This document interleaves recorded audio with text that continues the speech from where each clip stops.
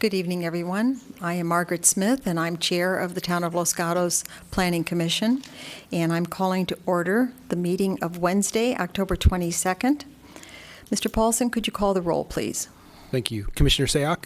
Here. Commissioner Badami? Here. Commissioner O'Donnell? Here. Commissioner Talasfor? Here. Vice Chair Birch? Here. Chair Smith? Here. And Commissioner Erickson's absent. Yes, Commissioner Erickson is absent. Thank you. Could you join Commissioner Birch in the Pledge of Allegiance, please?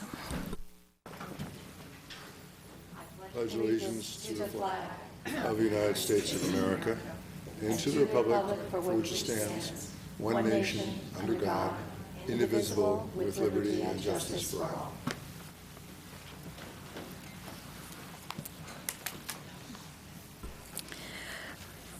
Now, one order of business that I'm going to take out of order is to tell you that it's still tied 2-2 and is the top of the sixth inning. Wow. So, okay, now we're going to get down to the Town of Los Gatos business. First of all, I want to welcome everyone here, and also those that are viewing us. I think there will be very few who are tuning into Channel 15 tonight versus Channel 2, I think it is, but I'm not sure. In any case, I want you to know that we really do appreciate your being here, and we welcome public testimony. There are 3 ways in which you can address the commission. The first way is during what we call the verbal communication period. You may speak on any matter that interests you as long as it's not on the agenda this evening. So anything you'd like to bring to the attention of the commission, you're welcome to come to any meeting, fill out a card, which is behind each of the rows that you're sitting at. You have to fill out the card, bring it forward, and we'll call you and you can speak for 3 minutes. The second way is on any agenda item this evening, you would also fill out a card, and we'll welcome your comments when we get to the agenda item that you wish to speak on. The third way, which you can do before the meetings and after the meetings, you may communicate in writing to the Planning Commission and send that to the staff either by email or you can drop it off at the building. All of that information is put into packets for us so that we have it to review before our next meeting. That is what we call our verbal communication. This evening, I'm going to ask for approval of minutes for September 30th, October 6th, and October 8th. Do I have a motion? Vice Chair Birch. I'll make a motion to approve the minutes. Thank you, Commissioner Talasfor. I'll second the motion. All right, thank you. So the minutes were approved unanimously. We haven't voted yet. Oh, we have to vote. How can we approve them unanimously if we don't vote? Thank you. I am. Thank you. Okay. All right, all in favor. We're all going to say aye. All right, thank you. They're accusing me up here of being focused on the game tonight, but I'm not, truly. Are there any written communications this evening, Mr. Paulson? There is a desk item for item number 5. All right. Commissioners, have you had an opportunity to read the item? All right, thank you. Then we won't take any time to do that. Are there any requested continuances? There are not. All right, thank you. The commissioners also sit on subcommittees which meet in between our meetings, and then at our meeting, the commissioners will give reports on any subcommittee meetings. Were there any meetings for you to make a report on? Commissioner Badami. The Historic Preservation Committee met earlier this afternoon, and we considered 3 items. We considered a residence at 212 Bean Avenue, where we approved exterior modifications. We also continued an item at 12 Bayview Avenue at the request of the applicant. And the last item was a residence at 371 Pennsylvania, where we approved door and window modifications. And those modifications included switching out the French doors to sliding doors and windows being changed to match the pre-existing windows. Thank you, Commissioner. Any questions for Commissioner Badami? Seeing none. We also met as a general plan committee today, and I sit on that committee. We considered an application for a project that is going to be on Twin Oaks Drive. We continued the matter until the draft environmental impact report is ready, and we're not certain when that's going to be, but it could be several months. And that is the only matter that we took up at our meeting today. Any questions? Seeing none. We now enter the period that's called verbal communication, and that's when any member of the public may get up and speak to us on any matter that is not on the agenda. I do not see any cards this evening, so seeing none, we will move right on. Do we have any items on the consent calendar? No. All right. And there are no continued public hearings this evening either. Correct. We are going to be taking some matters out of order this evening, and so we will hear first on other business, and I understand, Ms. Pravetti, that you have a report you would like to share with the commission. Yes, thank you. Item 5, other business, is a pending application on Woodland Avenue. And before Ms. Walters makes her presentation to you, I wanted to give you some highlights of last night's study session discussion regarding neighborhood compatibility with the town council. I think you'll find the council's direction to be useful and informative as you consider this application as well as the other matters pending before you. Last night, the town council discussed our residential design guidelines, and they recognized that the guidelines provide a broad spectrum of guidance, and that in the introduction, the guidelines acknowledge that the town welcomes the need for change, but desires that change occur in a manner that is respectful of the scale, texture, and character of the community's individual neighborhoods and unique natural settings.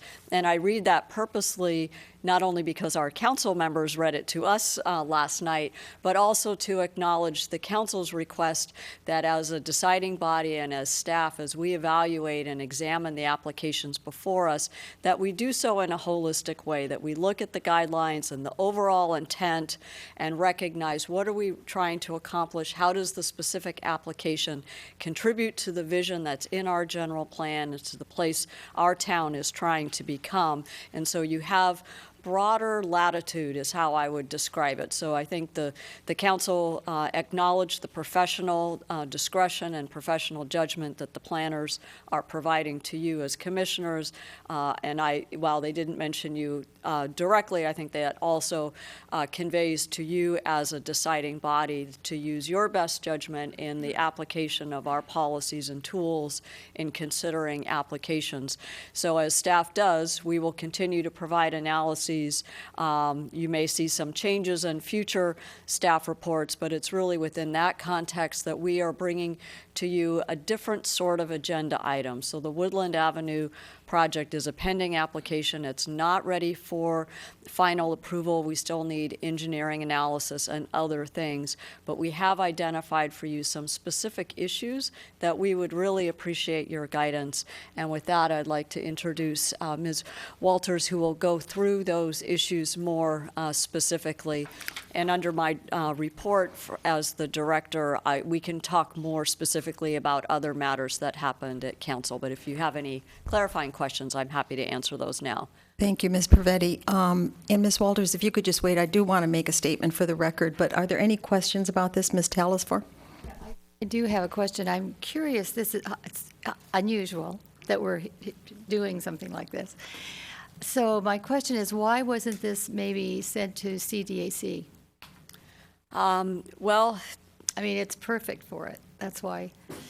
That's certainly another option. We thought that since this would likely be coming to you as the deciding body, since we have a pending variance, that it would make sense for you to be able to provide direction. So typically CDAC happens prior to application filing, as I understand it. That's true. The only other thing I would add is that we typically don't send just single-family homes to the CDAC. I understand that, but I'm just thinking this, I don't know if this puts us in an awkward position or not, but, you know, we're used to seeing the full application and making a decision, and this is just a little, I think it's odd. Commissioner Talasfor, if I could also comment, we are going to hear from the public this evening, and that could be beneficial for us along the way as well. So perhaps this is a good venue for it. And so let me formally introduce, if I could, Agenda Item 5, which is a request from the planning staff and the applicant for direction regarding an application to demolish an existing single-family residence, construct a new residence with reduced setbacks exceeding the maximum allowable floor area, and a variance for required parking on a non-conforming property located at 481 Woodland Avenue. Again, I want to caution the public to understand that the Planning Commission is not being asked to make a decision this evening. What will happen is we will hear a report from staff, we will hear from the applicant, we will hear from any members of the public that want to comment on it, and then I will close that part of the public hearing, and we will then, the commissioners will talk among themselves, also ask further questions of staff, so just so you understand the process this evening. So thank you for your patience at the podium, Ms. Walters, and why don't you give us the staff report? Great. Good evening, Chair and Planning Commissioners. You know, I don't think the mic is on.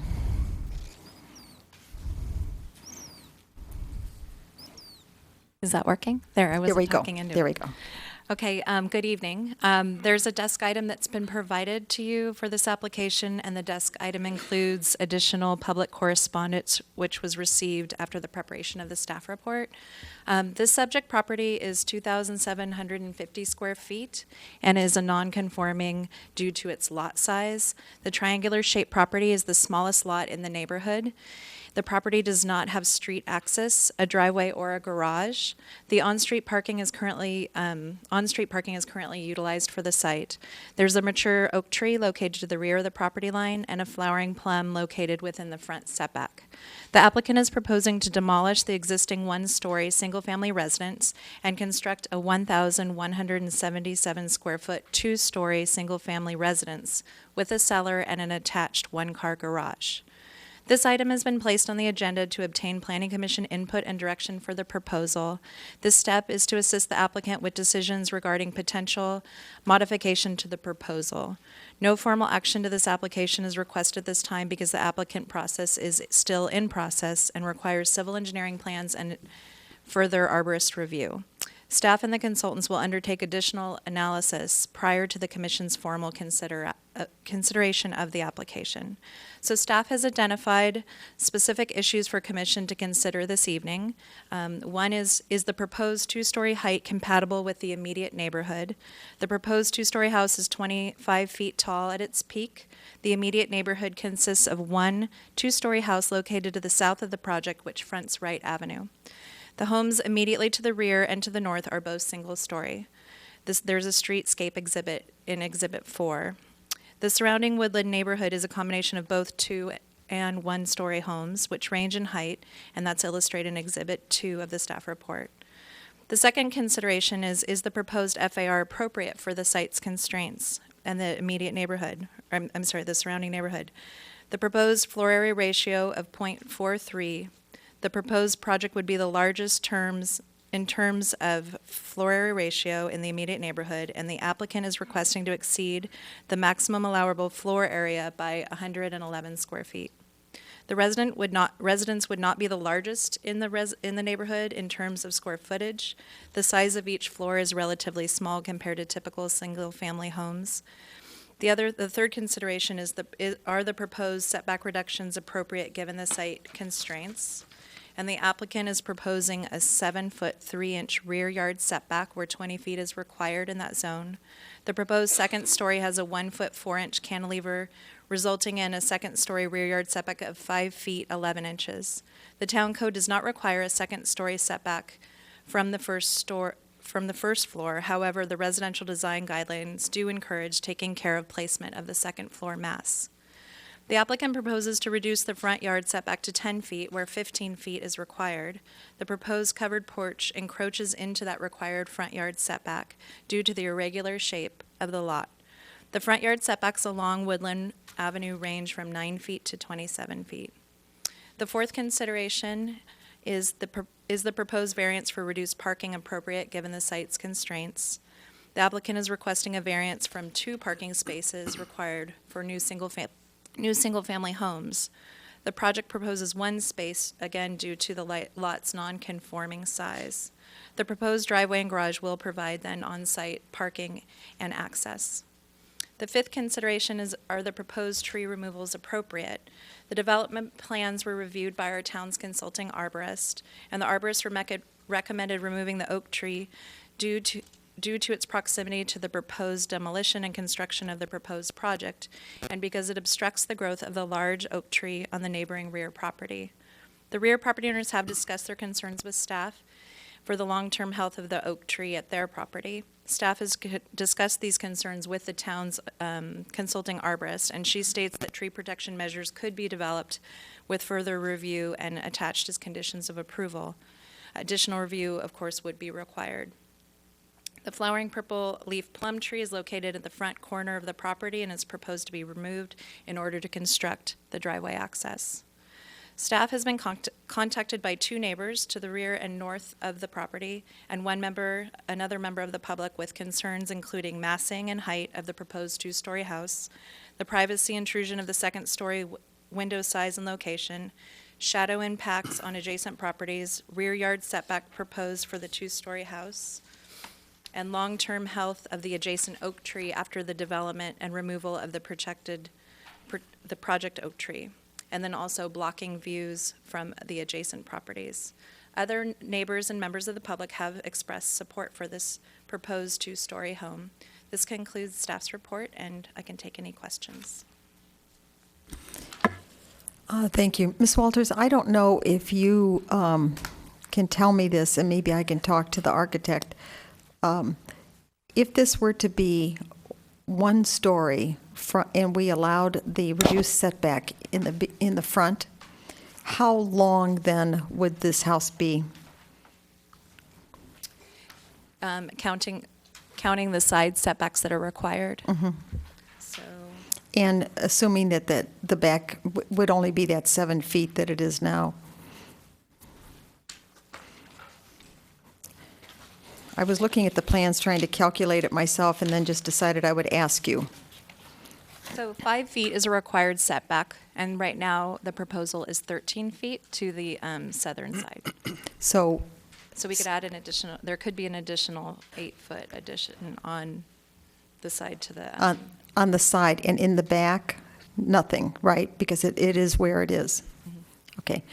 It didn't quite answer my question, but it's okay. I understand. I'm just trying to figure out how big of an envelope, if it were 1 story, it would cover per square feet. And the architect might be able to speak to that. There is a setback attachment that shows what the envelope with the required rear yard, front yard, and side yard setbacks are, and that is an attachment. Find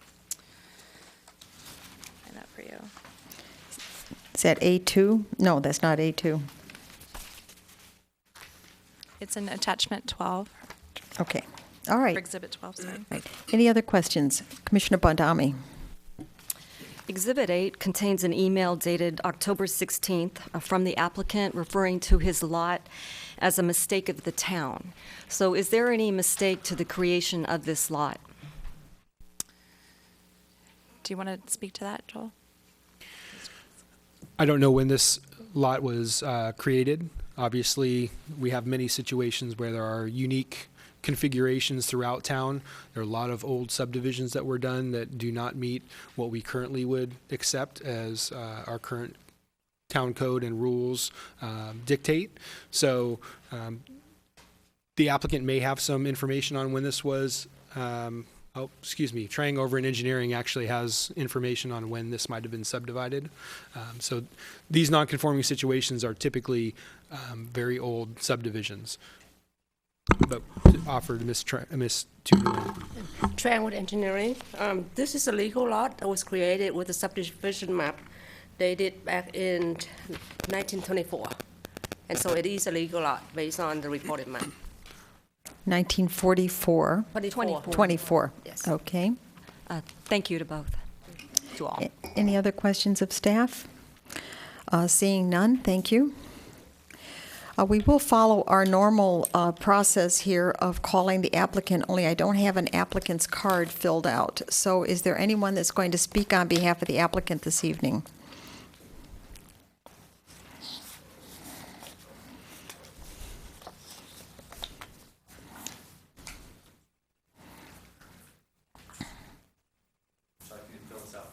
No, you can fill it out when you're finished. Okay.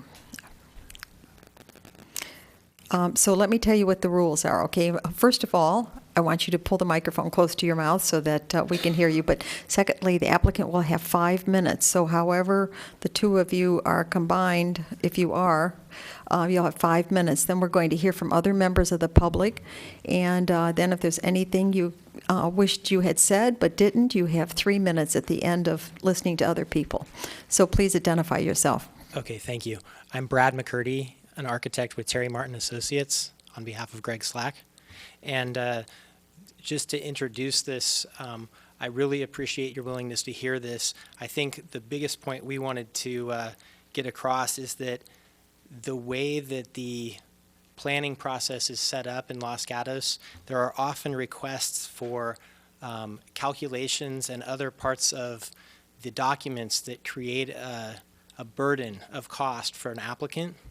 And for things where height, number of stories, massing, and design are the primary considerations, I really welcome the opportunity to discuss those before Greg spends the money to do things like engineering studies and items like that. Because if we can't indeed do a 2-story home, it would save a lot of money not to have those studies done. So thank you for that. I think that there might be a process review to allow this kind of discussion to happen on other projects where it might be beneficial not to have extra studies done. The other thing that I'd like to comment on is that I appreciate in the staff report the expanded concept of neighborhood, because typically the immediate neighborhood that's considered is relatively small. My understanding it being 5 properties on the same side of the street, including the subject property, and 5 on the other side of the street. And as you can see from the exhibit that shows the color with the red outline of the immediate neighborhood versus the expanded context, you get a much different picture of how the community is developing, and the level of appropriateness for 2-story massing, I think, becomes a lot more clear when you consider a bigger context than when you simply consider 10 properties. So with that said, that's the 2 main points I wanted to get across, and let Greg say whatever he wants to add. Don't go away, because I think we'll have questions of you. Understood. Go ahead.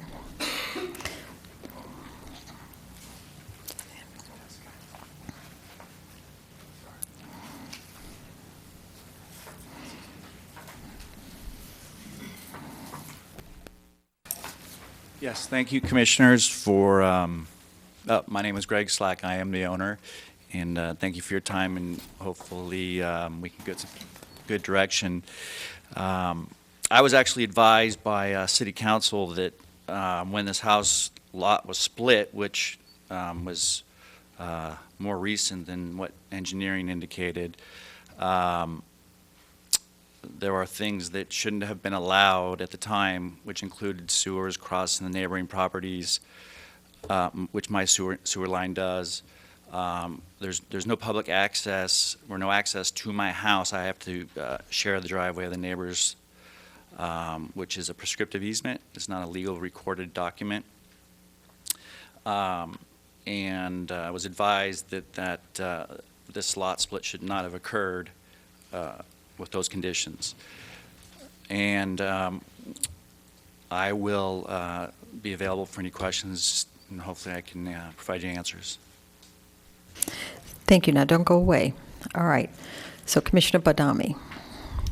This is probably for the architect. But the shadow study, can you elaborate on it for me? Because building a 2-story home, it wasn't clear to me how the shadows, how long they're going to be over Miss Vanny's home, especially in the month of December. Commissioner Badami, I think we had that as an exhibit. Could you tell them the exhibit number? They're trying to find it in their documents, and it might just... Anyone who has the exhibit number? Yeah, I'll get it for you. It should be on one of the plans. Let's see. Okay, it's A2.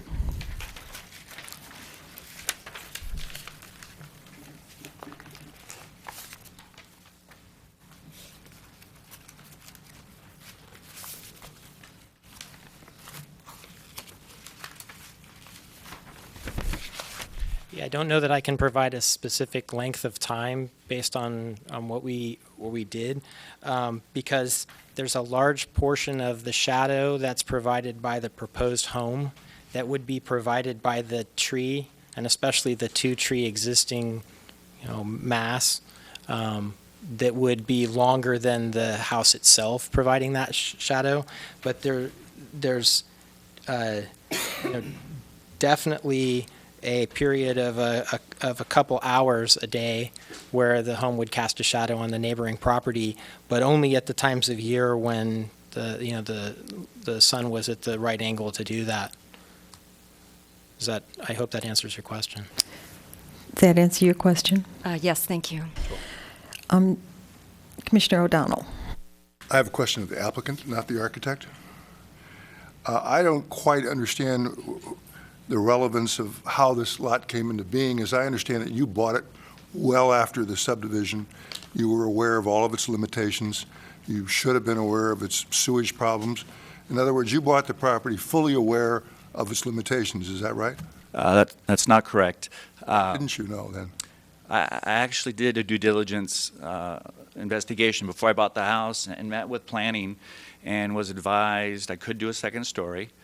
I could do a one-car garage, and it was not until they recommended that I begin interacting with the other agencies that West Valley Sanitation advised me that the sewer line crosses the neighbor's lot. So I purchased the house on the pretense that planning could support, and that was further supported as we got into formal application, this project. You didn't have a survey of the property made? Well, after I purchased the house, yes. Well, I guess what I'm wondering is some of the letters suggest that there's an ongoing dispute as to where the property lines are and that there is no survey? I don't think there's a dispute. I just think more information needs to be clarified with the adjacent neighbors, but I don't think there's a dispute. Could I speak to that in a moment? Well, just one second. I'm going to finish. Maybe I've read the letters incorrectly, but if you take a look at the letters, I believe you'll find there is a dispute as to it. Secondly, what the position of some of the letters is simply no one quite knows where the line is, and your application assumes something that has not been proven. So I guess the question is, how do you know where your property boundaries are if there is no survey? I can clarify that. So there are two different kinds of surveys in California. One is a topographic survey, and one is a meets and bounds property survey. And one of them is seeking to establish primarily the legal boundary of the lot. That one, when a licensed surveyor or civil engineer completes it, has to be a recorded document.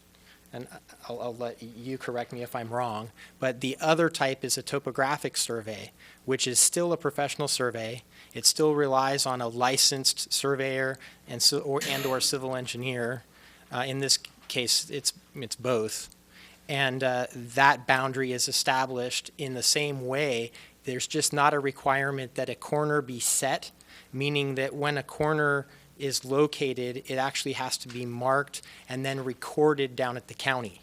So there's two different levels of responsibility as far as documentation, but my understanding is there isn't a different responsibility as far as professionally locating the lot lines. So Your understanding is different than mine. Okay. My understanding is an ALTA survey, for example, actually fixes by reference to known points, whereas a topographic survey doesn't do that.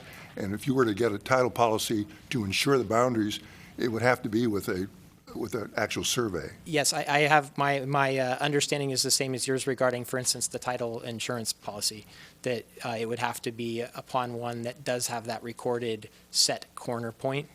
Well, the recordation you're talking about occurs after the survey is made, so it isn't like you go look at the survey that is already recorded and then resurvey.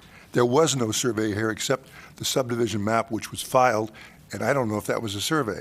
So there's some confusion here, I think. Yeah, and I unfortunately, I think probably the best person to address that would obviously be the surveyor himself. And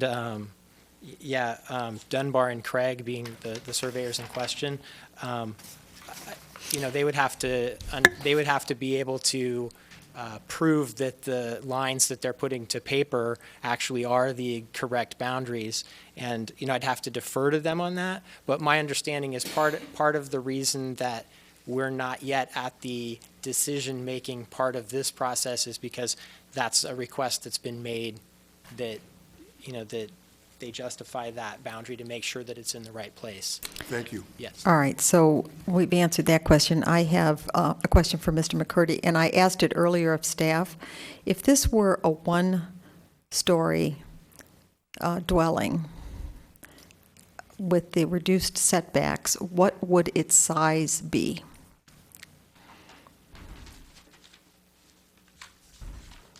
So it would be approximately the same footprint. The setback on the left-hand side of the parcel, however, wouldn't need to be 13 feet.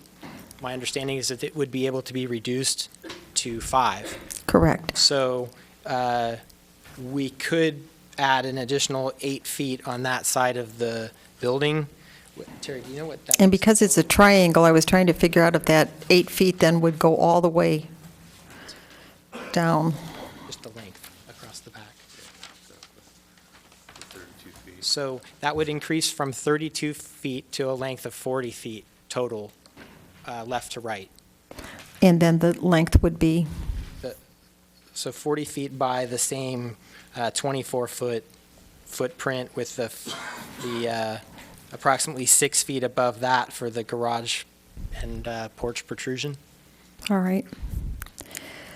So perhaps I could talk to Mr. Slack as well. I just have a question. And Commissioner Bondami, who did you have the question for? I'm sorry. Go ahead and ask it, and then I'll just go back to Mr. Slack. Mine is also for the applicant. Shall I go ahead? Okay.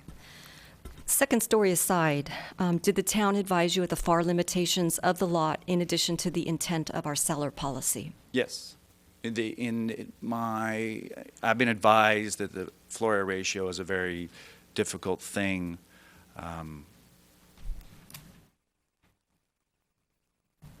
to get through for approval.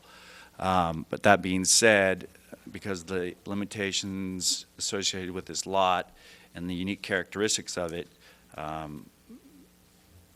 they said that there's really, the guidelines just don't fit for this lot, and that we should design to what is a good design and using general sense, general knowledge, and although 111 feet exceeds far, it's equates to being able to have a second bedroom versus not. I understand that, but the FAR is there for a reason. But thank you for your answer. All right, so Mr. Slack, so let me ask you this question. And I appreciate the fact that in one of your letters you said you didn't want to put the bedrooms in the basement, and I absolutely appreciate that. However, if we take your basement at 700 and some square feet, and if I understand your architect correct, assuming we could do the variances, and I don't know that we can, but it would be a 30 by 40 structure, and that comes out to, am I correct, Mr. McCurdy? No. Okay, what would it be? We're adding up here, and I'd like you to do the addition for us. 24 by 40. 24 by 40 becomes how many square feet when you multiply it out? I mean, I know what it comes to, but, pardon me? 900-ish. Almost 1,000, right? Yeah. Okay, all right. And then 700 and some down in the basement, right? Okay, all right. So then you would end up with almost an 1,800 square foot house. if you did one story and we allowed the variances. So, Mr. Slack, had you considered that? That's what I'm trying to figure out. I have considered that, and to lose the side yard, which is, there is no yard, backyard, so the side yard is my only private yard area. So to extend the house 8 feet into that side yard eliminates all of the property around 3 sides, and it only leaves me with a front yard, which is not a private yard. And you know, that just, the constraints I have from a lifestyle and quality of life, it doesn't work for what my needs are. All right, Mr. McCurdy, you wanted to say something? Yeah, I just wanted to make sure that we clarified that, for instance, the assumption being made that the entire first floor could be house isn't necessarily correct. Because of the garage? Without a variance, 400 of those square feet at least, and typically more like 440, would be eaten up by a 2-car garage. Right, I'm trying to work through all of those numbers myself as I'm just Sure. thinking about that. All right, Commissioner Sayak? Actually, it's a good segue to my question. Since you're applying for a variance with regards to the garage, did you ever consider having no garage and using that as an opportunity to add more square footage to a 1-story home? Yeah, we've been doing this, going through this process for a couple years, and we've done several iterations of different ideas, even a recessed garage. At the end of the day, the appearance of this house, in conjunction with the neighborhood and the desire to actually have a garage. I mean, it's not that I don't want a garage. I prefer to have a garage. And going by the guidelines, the design guidelines, and the intent of what we're trying to achieve led us to what we've presented here. Yeah, at some point it was communicated that having more off-street parking rather than less was preferable to the town.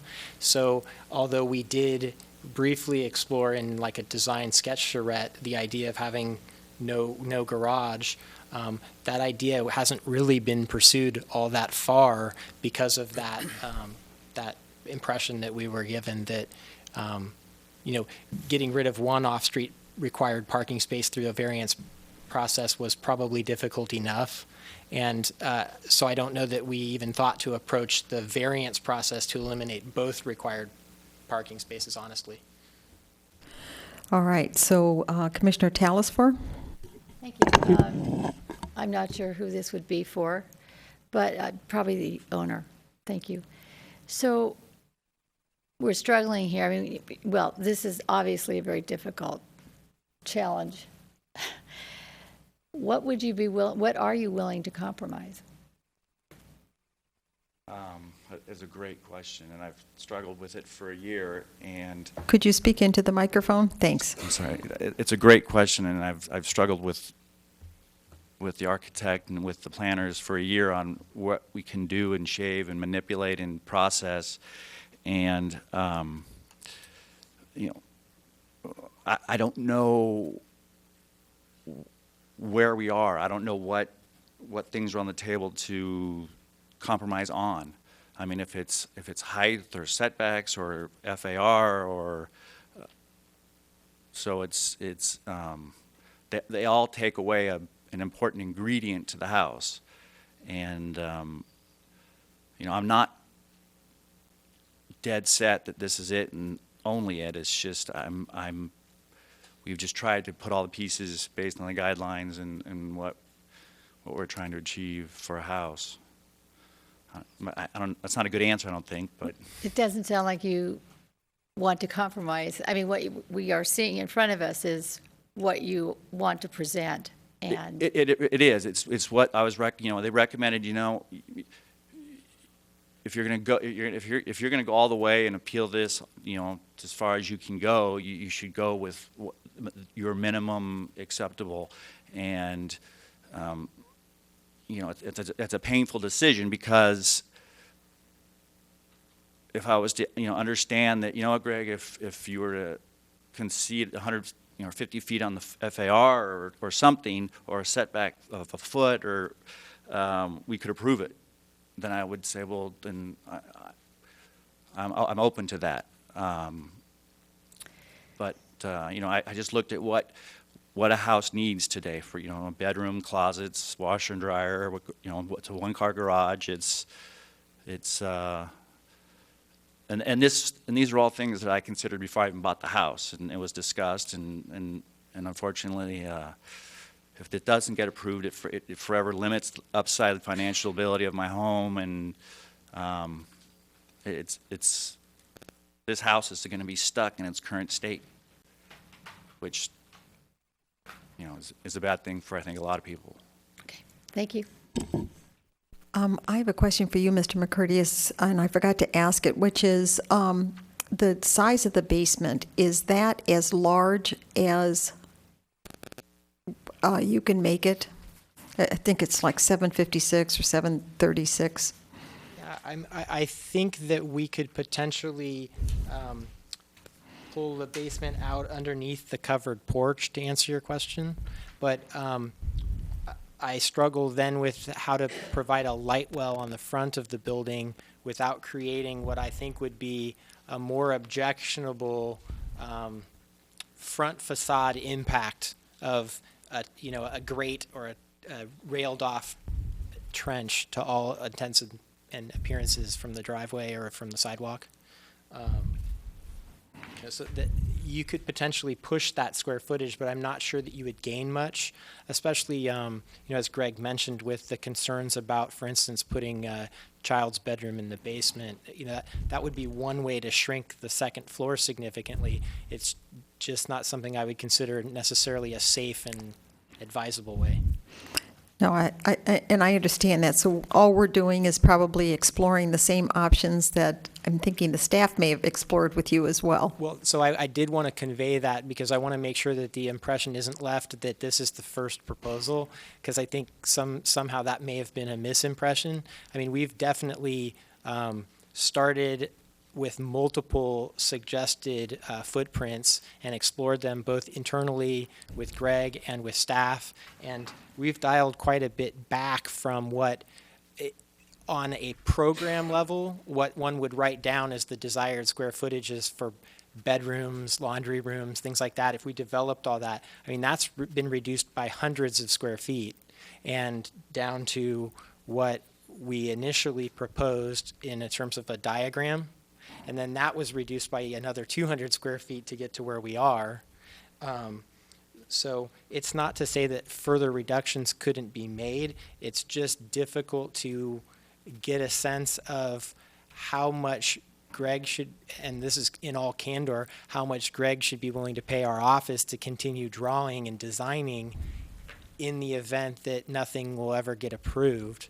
So his, and to speak for him, I think his preferred option, as would ours, to get direction saying, hey, we think that a two-story massing could work, or we think two-story massing will never work. And then above and beyond that, maybe an impression of what magnitude of concession would make it sort of palatable for the community and more likely to get approved, so that when we do go back to the drawing board, we have sort of a, if not a destination in mind, at least a pretty specific direction to go towards, instead of potentially doing another few options, creating additional build work, and then having that potentially rejected as well. Thank you for your comments. And Commissioner, O'Donnell, then Commissioner Talasfore, then Commissioner Sayak. I want to ask a question of staff, which may be relevant to this whole line of questioning. So whoever should answer this question. Is there a requirement there be a garage as opposed to a requirement that there be parking? In other words, if parking is on the outside, not on an inside of a garage, does that satisfy the parking requirement? The town does not require covered parking, so you do not have to have a garage, but typically it'd still be a variance potentially on a lot of this size, because we also don't allow you to park in a front setback. Okay, but there is no requirement that there is a garage. Correct. Thank you. That was my very question. So I thank you, Commissioner O'Donnell. Then Commissioner Talasfore. So you have proposed a two-story house right next door to two one-story homes?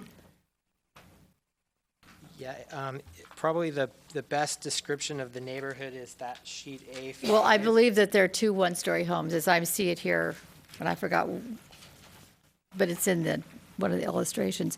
So my question is, in our residential design guidelines, it really, and in this case, I think it's very important because the two-story design is definitely affecting someone's privacy next door, and there's examples of this in this neighborhood where the home, the second floor is set back so that it doesn't appear as a two-story wall, which this rather does. Sure, and there are examples of both in this neighborhood. You know, there are a few houses that also have the two-story exposure of wall as well, I think, as was mentioned in the staff report. Right, but we have a one-story home that is definitely affected and is asking for some leniency. So I'm just wondering if you ever created a home stepping that second floor back. So we had the discussion, and in all candor, the neighbor that's the most affected by this, or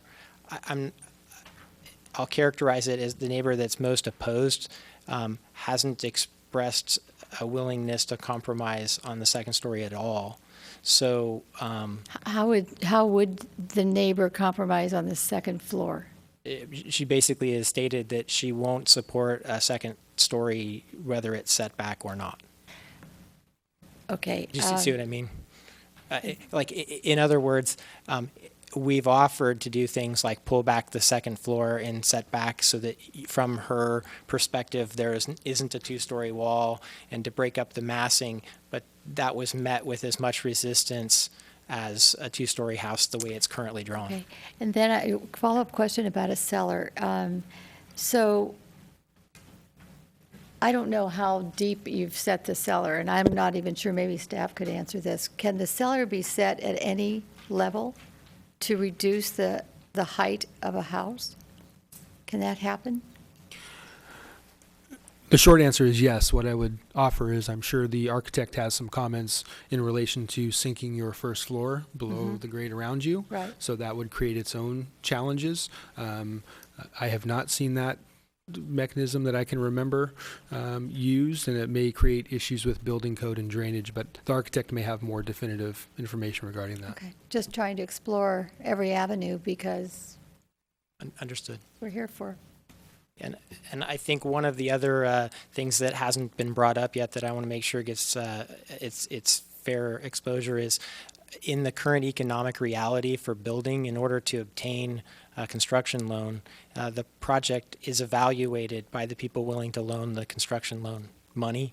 And unfortunately, I don't think it's at all unfair that I characterize it as unrealistic at best and probably impossible for someone to achieve a loan to build a 700 square foot, ground floor home on a lot, because it just doesn't have the economic potential to be valuable enough on the back end to support the investment on the front end. And that's, I think, one of the key driving forces behind a lot of the development contention, especially for the second story. I think that's an issue that's come up time and again on various projects. Okay, Commissioner Sayak, do you still have your question? I do, actually. You mentioned that we may have given an impression that this was the first set of drawings, and definitely not. Based on the back and forth communication, it's quite evident that there's been some discussion. What I wanted to ask you, though, is if you had a chance to look at the desk item that's before us. And in there's a specific, I guess, design recommendation in that you move the garage from the north side of the house to the south, giving you more square footage. You're the architect. Have you seen this recommendation, and is that something that you considered, and is that something that you could possibly be incorporated into this? So I'm going to defer to Terry on that one. Hold on a moment. Because I personally haven't done Hi, my name is Terry Martin. I am the architect on the project. Brad's in my office speaking for me tonight. Yes, we did actually review that. We've had the garage here, we've had the garage there, we've had the garage turned, we've had lots of different reiterations. As it comes further down the property, we run into a huge problem between the depth and the front setback. We were really trying to keep at least 10, 12 feet off of that property line so that you could actually pull a car in front of the garage. The idea right now is that I can actually have a car on the property and a car in the garage and still work. As I start pulling to the side, that option goes away on the desk item anyhow. So I appreciate the response. Does it give you any flexibility, though, in designing the home as a one-story? Understanding the garage issue and where the car is.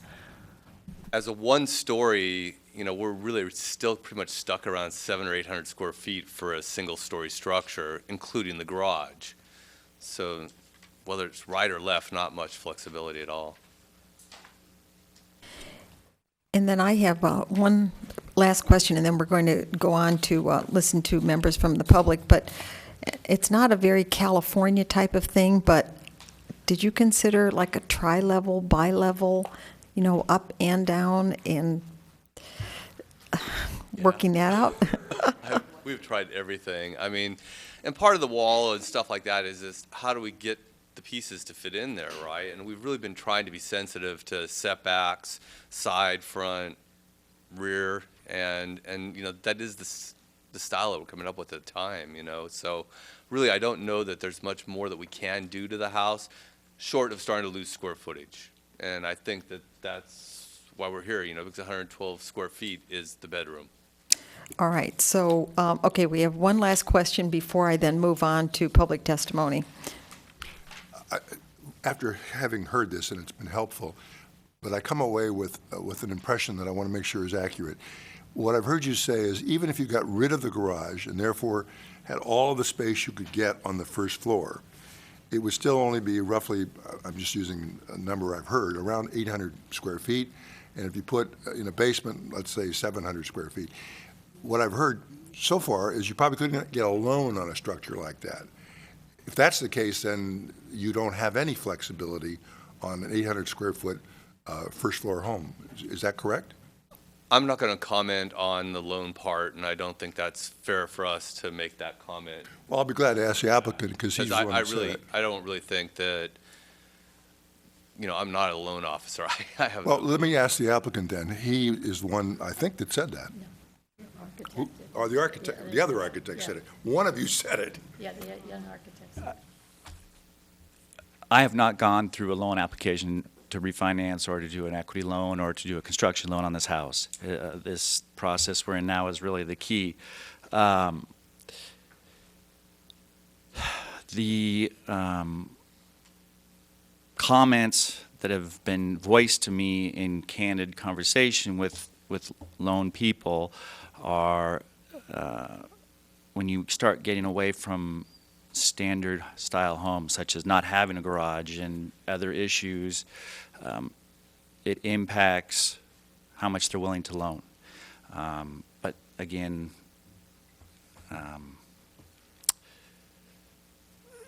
the loan issue is an important ingredient, and really I have to have a loan to proceed, but I'm not going to stop discussions with the town to.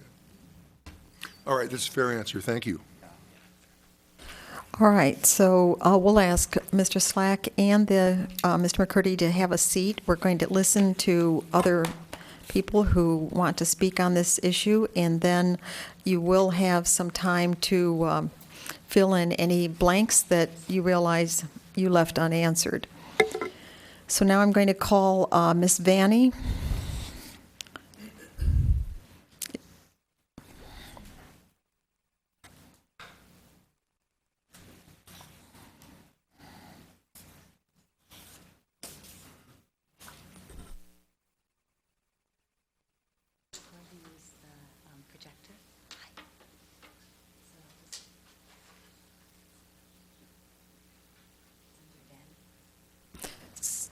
So, Ms. Vanny, let me tell you that you have 3 minutes, okay? And then I will stop you. You need to pull the microphone toward you, okay? There we go.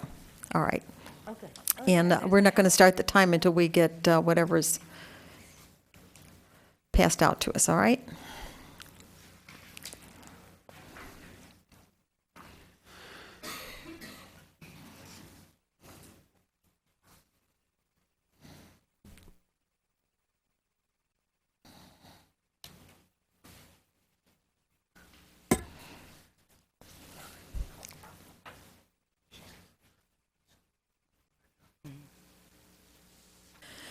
Okay, are we going to look at more than one picture from you? Oh, yes. All right, then if that's the case, then you should take the microphone out of the holder so that you have it with you, close to you, as you change and you talk with us, okay? Because we don't want you to walk away from the microphone. We'd rather you take it with you if you're going to show us things and move. See, if you're going to talk to us facing like that, we can't hear you. Oh, I see. No, actually, I think the pictures kind of speak for themselves. It All just right. kind of goes along with what I'm going to Okay, share so tonight. please identify yourself. Okay. My name is Wendy Vanny, and I'm the owner of the cottage home, 483 Woodland, which is next door to the cottage house owned by the applicant, Mr. Greg Slack. I've owned my home in this picture for almost 30 years. I've loved not only the house, but the location and the people in the neighborhood. I've always been an active member in the community, serving on various community boards and enjoying the town's many social activities. I'm a kindergarten teacher for a local public school, and I've raised 2 children in the Los Gatos public school system. So I'm sensitive to Mr. Slack's desire to have a house suitable for raising his 2 daughters. Tonight, I would like to speak to the issues before the commission this evening, especially those highlighted in the top of page 3 of the Planning Commission staff report. And I request that the commission recommend that the application for a 2-story structure with multiple variances be denied, and that this project be redesigned as a 1-story structure with minimal variances.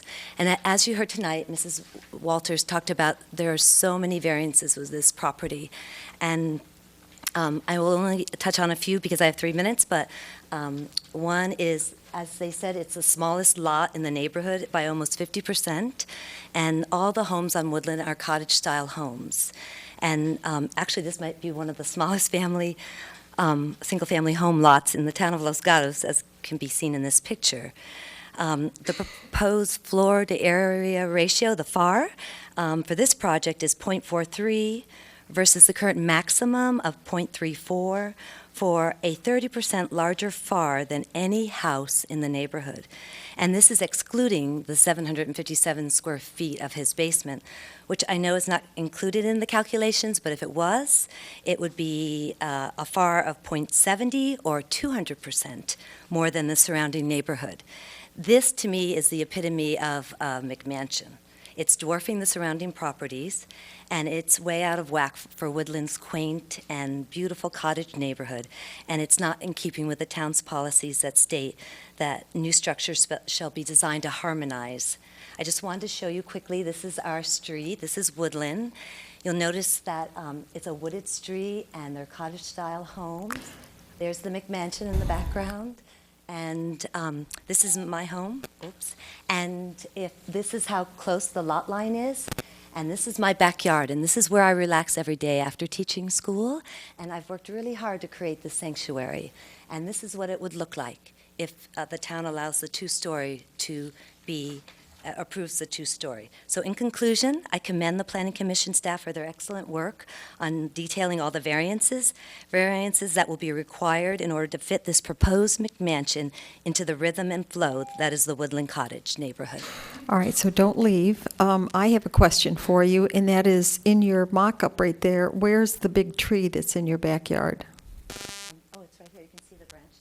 See, you didn't take the microphone with you, and so I can't hear you. Sorry. As a kindergarten teacher, we never use a microphone. Okay, so my tree is right here. That's my tree. And so is that an accurate representation of where the limbs are and the foliage? Yes, because the garage roof is here, and this is a fruitless mulberry, so in the winter it loses all its leaves. So there's no leaves at all from about next month until springtime. So if the applicant were to use foliage to screen part of that house or all of it, or I'm thinking of Italian cypresses, can I speculate that you would rather be looking at trees than at a house? Oh, yes, absolutely. But I can go back to this picture, which shows you there's practically zero lot line. The house is right on top of me, and so I don't even think there's going to be room to plant trees. Well, I don't want to speculate. I just wanted to ask you that, ask your opinion. All right. Don't leave. Oh, okay. All right. Commissioner Birch? I just have one quick question. I couldn't tell from the picture. From your backyard deck area, do you have hillside views? Yes, yes, beautiful views. And like I said, I couldn't tell completely from this. From your back deck, are you still, yeah, see, it looks like it's kind of over to the left. So would you lose or maintain views based on the proposed home? Oh, I will lose all my views. I have beautiful views of the mountains and of the trees and the sky. I have beautiful, at night I sit out in the backyard and look up at the sky. It's gorgeous. And my bedroom is right here, so it actually affects the privacy of my bedroom and my backyard. Okay, thank you. Commissioner O'Donnell? I just have one question, too. Your drawing, which are, it's kind of a drawing. It's a superimposition on a photo, and it's probably your last one. You get to it where you showed what the building would look like were it a two-story. Could you flip forward? Oh, I'm sorry, I don't understand. Go forward, this? Yes. Okay. Go towards the end of your pictures. Oh. Keep going, I'll Go. tell you Oh, when. sorry.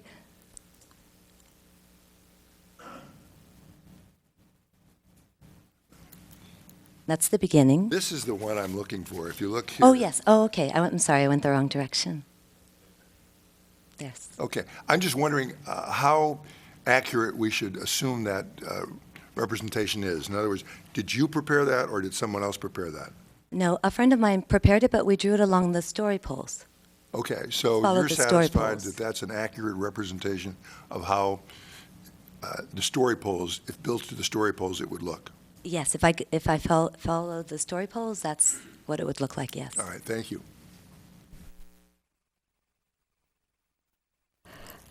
I just have a question for you because I actually stood in front of your house and I tried to see your view and I couldn't quite pick up the kind of view that you described. Is that because I'm lower and is your deck up higher in the Yeah, back? That's what I was trying to, Yeah, as you were talking to me, I couldn't see what you see. I know. It's a very unique piece of property, and when appraisers have come, when they get into the backyard, it's always the same comment, like, "Oh my gosh, this is like the secret garden."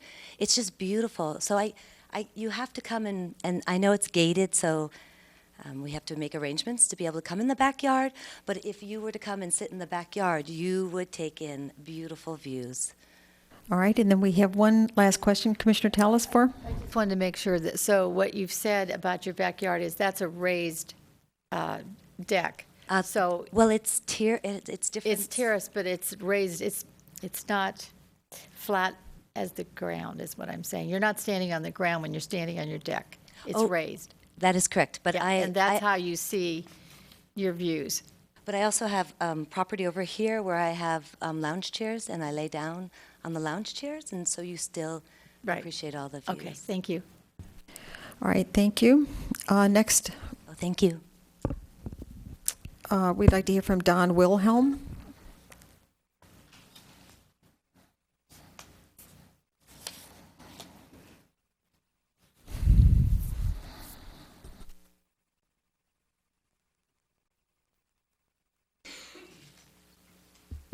Am I close enough?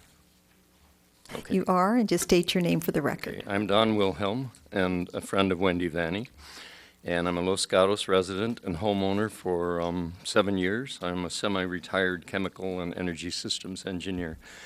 I've been helping Ms. Vanny research, gather, and try to understand relevant information on the proposed Woodland, or 481 Woodland reconstruction project and respond to the proposal.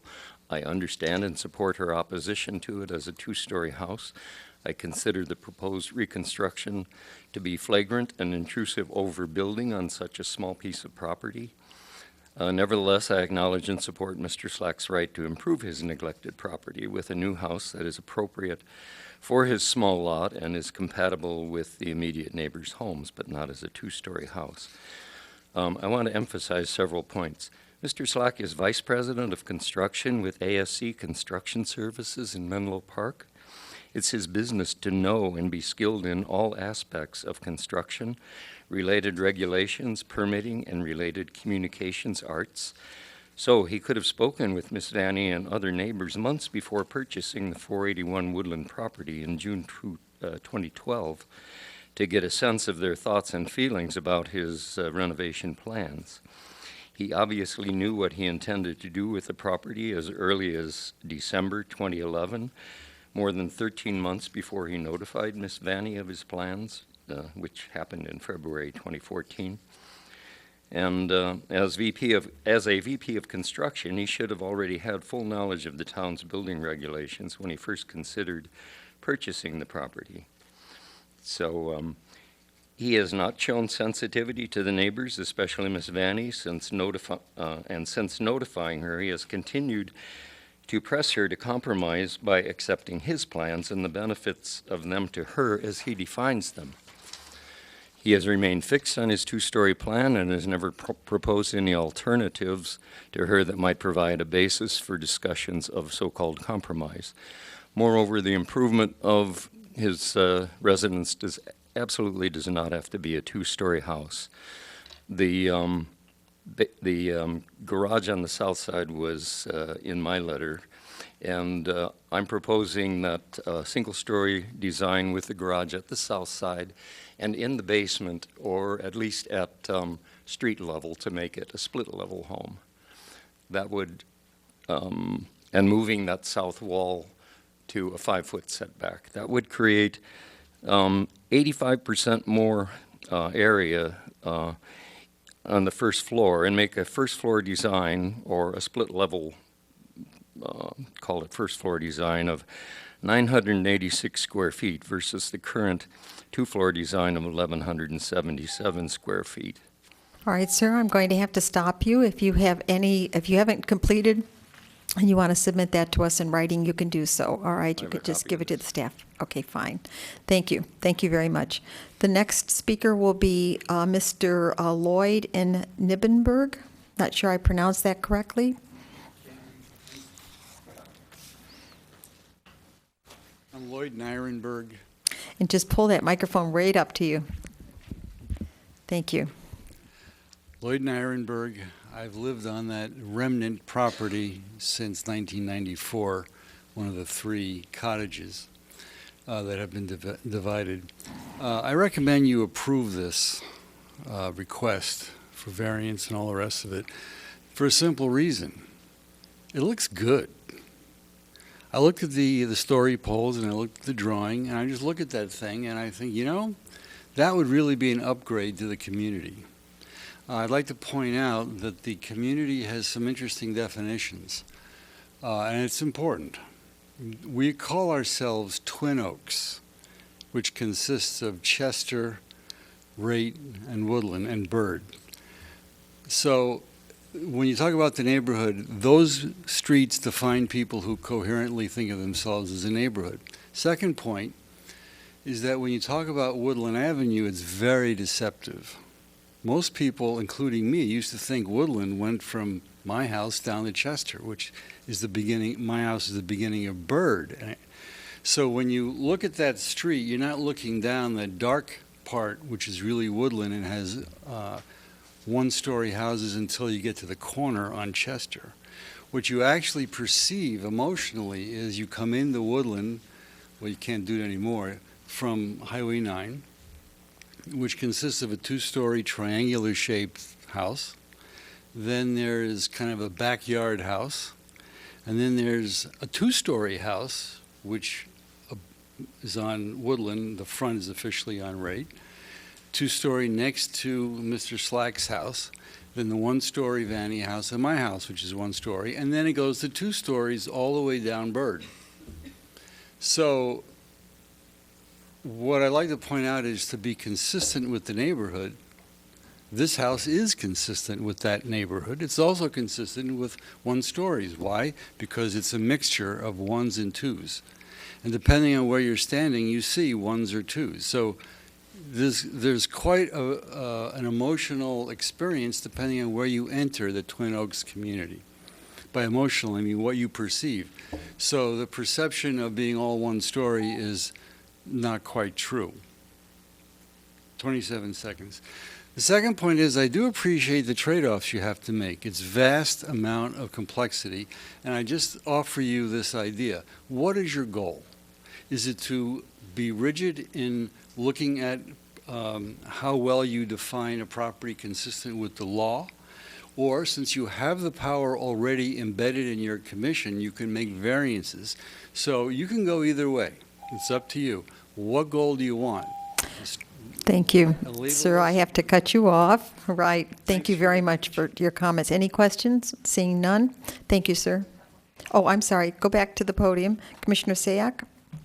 Could you, you mentioned you had a one-story home, and you said you were one home away from this property? Two. Two homes. Depending So on where you start, I'm next to Ms. Vanny. I see. Okay, thank you. On the other side from.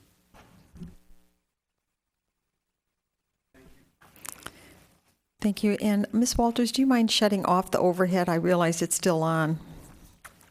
I'm going to call Brian Gore. Well, then we have someone that needs the overhead anyway, right? So we can just take that picture off. No, he's going to put his pictures on, so we just need to take that picture off.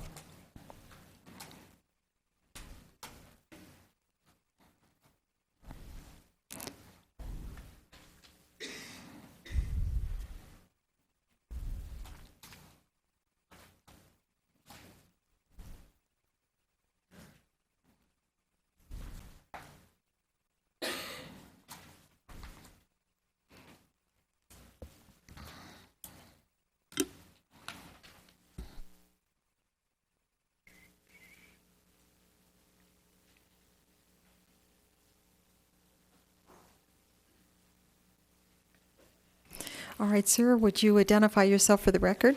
Okay, my name is Brian Gore. I live at 480 Rate with my wife and my son. And I'm going to ask you to pull that microphone closer. And is the mic on? I know we had, I had a... Is it on? There we Yeah, go. there Now we it's go. great. Okay. So my name is Brian Gore, and I live at 480 Rate with my wife and my son. We live in a one-story cottage immediately behind 481 Woodland. We're one of two adjacent properties that are directly affected by the proposed project. We support Greg's intention of improving his property. However, we've got three concerns. First, we feel that a two-story structure is not compatible and the proposed FAR and mass are inappropriate. We could debate the definition of immediate neighborhood. However, when we apply common sense, it's clear that the most weight should be given to the two adjacent houses that actually front onto Woodland. These are both one-story homes with FARs of 0.19 and 0.25, and our home immediately behind, also a one-story house with a FAR of 0.2. The proposed FAR of 0.43 well exceeds the guideline of 0.38, is the one I calculated. Visually, the mass of a two-story house on the small 2,750 square foot lot is not in keeping with the adjacent single-family homes. Second, we object to the placement of a 25-foot, two-story structure less than 6 feet from the rear property line. Rear setbacks are 20 feet for R1D zoned lots for a reason, to ensure privacy and separation between homes. The staff report shows that the rear setback will be 7 foot 3 inches. However, careful read of the plan, we heard earlier, that the design includes a cantilevered second story that juts out another 1 foot 4 inches, leaving a rear setback of only 5 feet 11 inches at the second floor. This is just plain obtrusive. Whether there are windows looking into our backyard, kitchen, or master bedroom, or just a 25-foot bare wall located 5 feet 11 inches from the fence, the large two-story structure as proposed will loom over our one-story home, cast shade on our patio and vegetable garden, and limit the amount of sunlight in our kitchen and living room. The grade of the lot on 481 Woodland is already higher than our grade, further exaggerating this looming effect. Now, third, we're concerned with the removal of the valley oak, and any excavation will threaten the health of our coast live oak situated 5 feet from the fence line. By granting permission to remove the valley oak and approving excavation, the health of our mature coast live oak may be jeopardized. Who will be responsible for the expenses associated with the removal and replacement of our coast live oak, or worse, for any property damage or personal injury that may result if the tree is damaged? In summary, the guidance at last night's council meeting encouraged staff to look at the set of design guidelines broadly and holistically. Taken as a whole, the project has too many red flags. It exceeds the FARs, violates both front and rear setbacks, does not meet minimum parking, removes protected trees, and impinges Sir, I'm going to have on- to stop you, but since you have it in writing, we do have the rest of your testimony. Are there any questions for Mr. Gore? Seeing none? All right.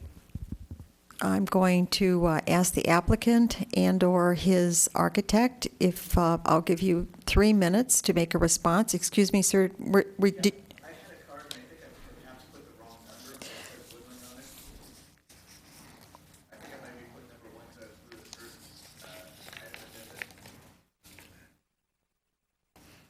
your name? Yes, you did. Okay, come forward.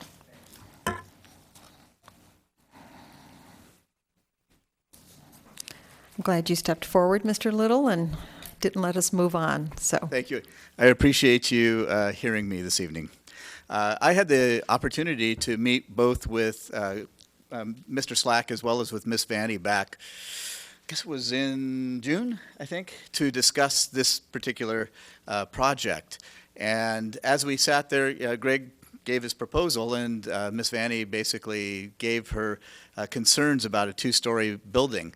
And what I've heard here, and what I now see, is there has been absolutely no concessions on Mr. Slack's part to incorporate any of Miss Vanny's concerns. In fact, his architect basically kind of said, yeah, well, we heard her and she wasn't willing to concede anything, so we just basically said, well, tough. This is what we're going to move forward with, and, you know, come fight us in the council chambers, I guess. So, you know, the fact that Mr. Slack is a professional skilled in the art of buildings, I can't really say that he should have any excuses for all the variances that he's requesting. Because if anything, having been a long-term resident of Los Gatos, been raised here, he knows how tough our guidelines are. So to seek these kinds of variances is really kind of asking a lot. Especially since most of these variances come at the expense of the adjacent neighbors. He's expressed that, you know, well, there were financial concerns, but, you know, he bought the property 2 years ago, and he paid $475,000 according to the records. And last night I did a quick Zillow, which I know is not 100% accurate, but it basically said that he's basically appreciated $300,000 in those 2 years that he's owned the property. So I can't really say that, you know, I'm a CFO for a living, so I know about getting bank loans. And his statement that he couldn't get a bank loan for this property, I really think is, I would challenge that, because I know that it's possible. I come from the South, and in the South, sometimes you can try and teach a dog a lot of different tricks, but sometimes you just kind of have to say, this dog just won't hunt. And in this case, you know, with all the variances that are being proposed here and asked for, and the concessions that are sought at the expense of the neighbors, this dog just doesn't hunt. And I think it'd be a mistake, because it would lead to a precedent to allow these kinds of concessions on such a tiny property. And again, I think that, correct me if I'm wrong, but I think that the commission is in place to protect the rights of people like the adjacent properties. And therefore, I respectfully request that Greg go back to the drawing board and look for a property that meets everybody's needs. Thank you. Any questions? Seeing none, thank you, sir. All right, so now I am going to close the public portion of the public hearing and look to my fellow commissioners for questions. I'm sorry. Oh, the applicant. Would you like to add anything, Mr. Slack or Mr. McCurdy?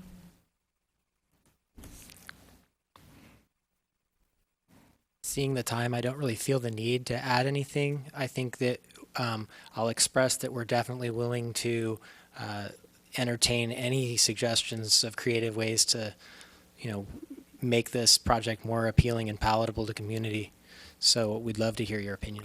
All right, so let me just ask you one question. If, and I don't know that this is even possible, but if the garage issue was settled,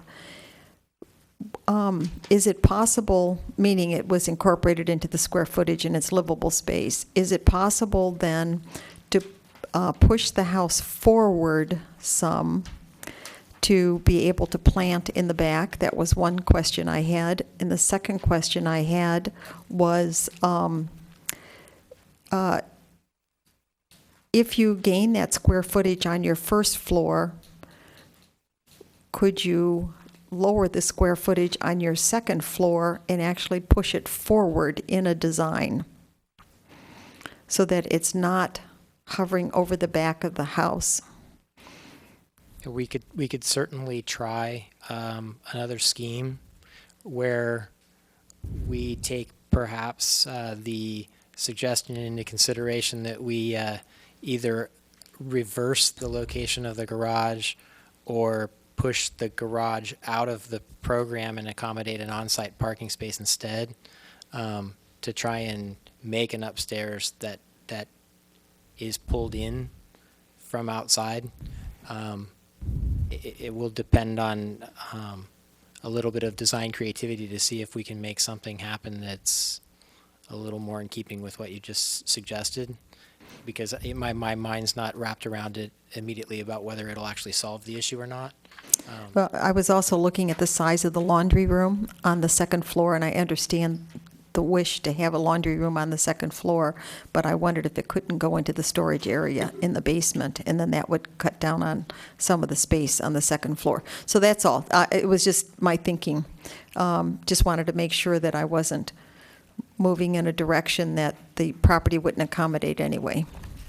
All right, thank you, Mr. McCurdy. And now, Mr. Slack, you have anything? You're fine? All right.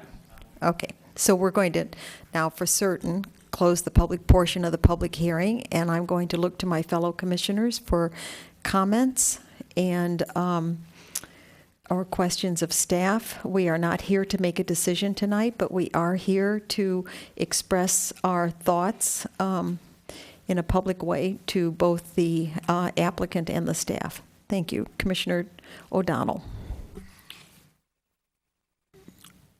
I think the size and the shape of the lot are obvious impediments to any kind of, almost any kind of building at all.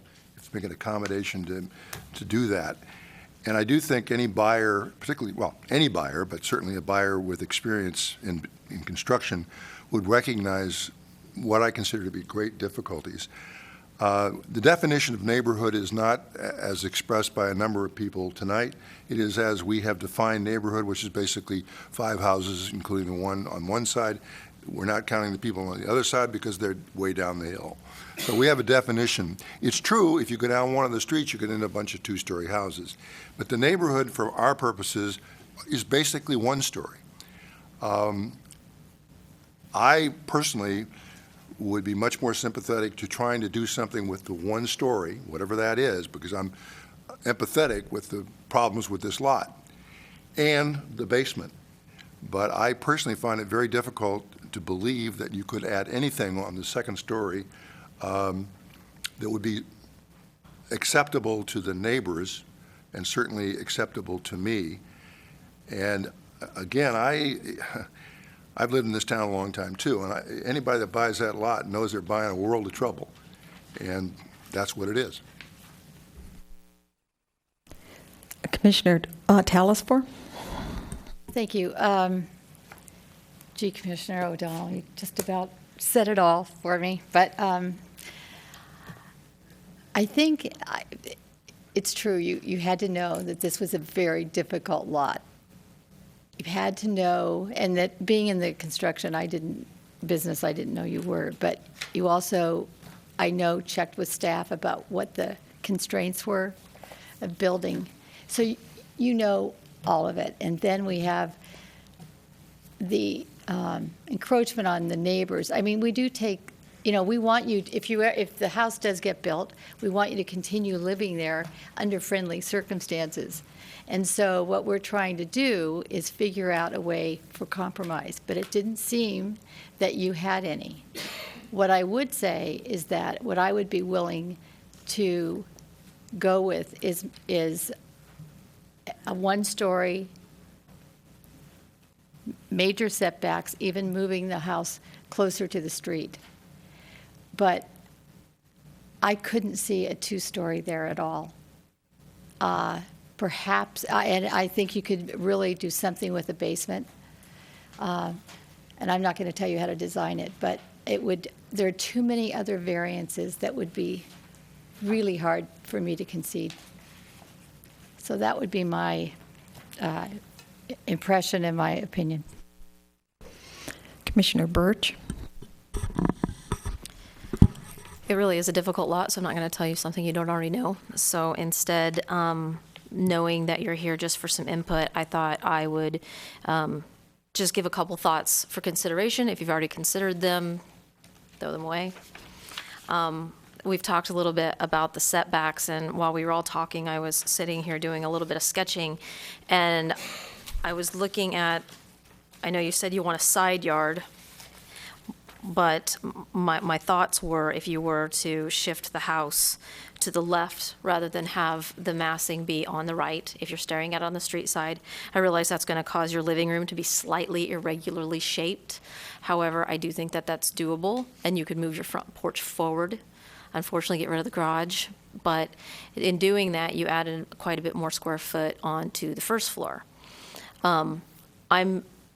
I'm not crazy about the second floor idea. However, my thought was if you did move the house far to the right-hand side, creating much more distance between you and your neighbor, and you added more square footage to the first floor, you could possibly be able to take that second floor and recess it both from the front and the side, therefore stepping it. We've looked at that in other neighborhoods when we have a home that is sitting in between a two-story and a single story, and we've looked at that home as a transition home. And what they do is the second story is very much subservient to the first floor, and it is reduced back, and it basically creates a transition home. I think that that would possibly be something that you could look at in doing. I would also look at taking any utilities and things that you have up on the second floor that are at all flexible and move those down to the basement. It is a great space.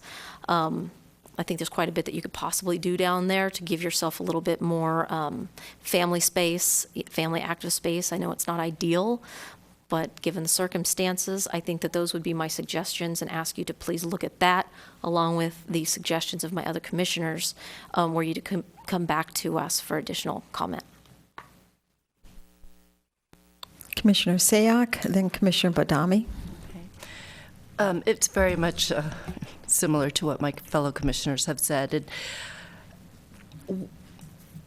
And again, given the site topography, I think there are reasons for us to look at variances. The specific variances I would consider at this point are the parking, the setbacks. But I think the second story issue, I think one of the comments that was said that comes very clear is it's coming at the expense of the adjacent neighbors. And so all the other exceptions and variances could be justified, but when it starts to impede on your adjacent neighbors, that's where the pause begins. I like certainly looking at this, and again, I want to reiterate, I'm sure you've had these discussions with your architect, moving the setback forward. I understand with your two little ones that you want a closed-in space. So I would be very much in favor of the setback to the front, giving you more space to the back. I was going to comment on the stepping back of the second story, if that's an absolute route that you've all decide that you needed that extra space. But again, I think you're going to have some difficulty with the second story given the constraints that we've heard tonight. Just in all fairness, I would hate for you to further invest that path where based on tonight, it doesn't sound like that would be a realistic option at this point. And then more specific questions that were asked, the FAR. I see that there's justification for exceeding far. The setbacks, we talked about that again, and then the tree removals, based on what was in the tree arborist report, I think that that would be appropriate as well. Commissioner Badami? For reasons already stated, I'm in agreement with my fellow commissioners and that I would have difficulty approving a two-story home at this location. Well, the chair usually goes last, so I'll go last.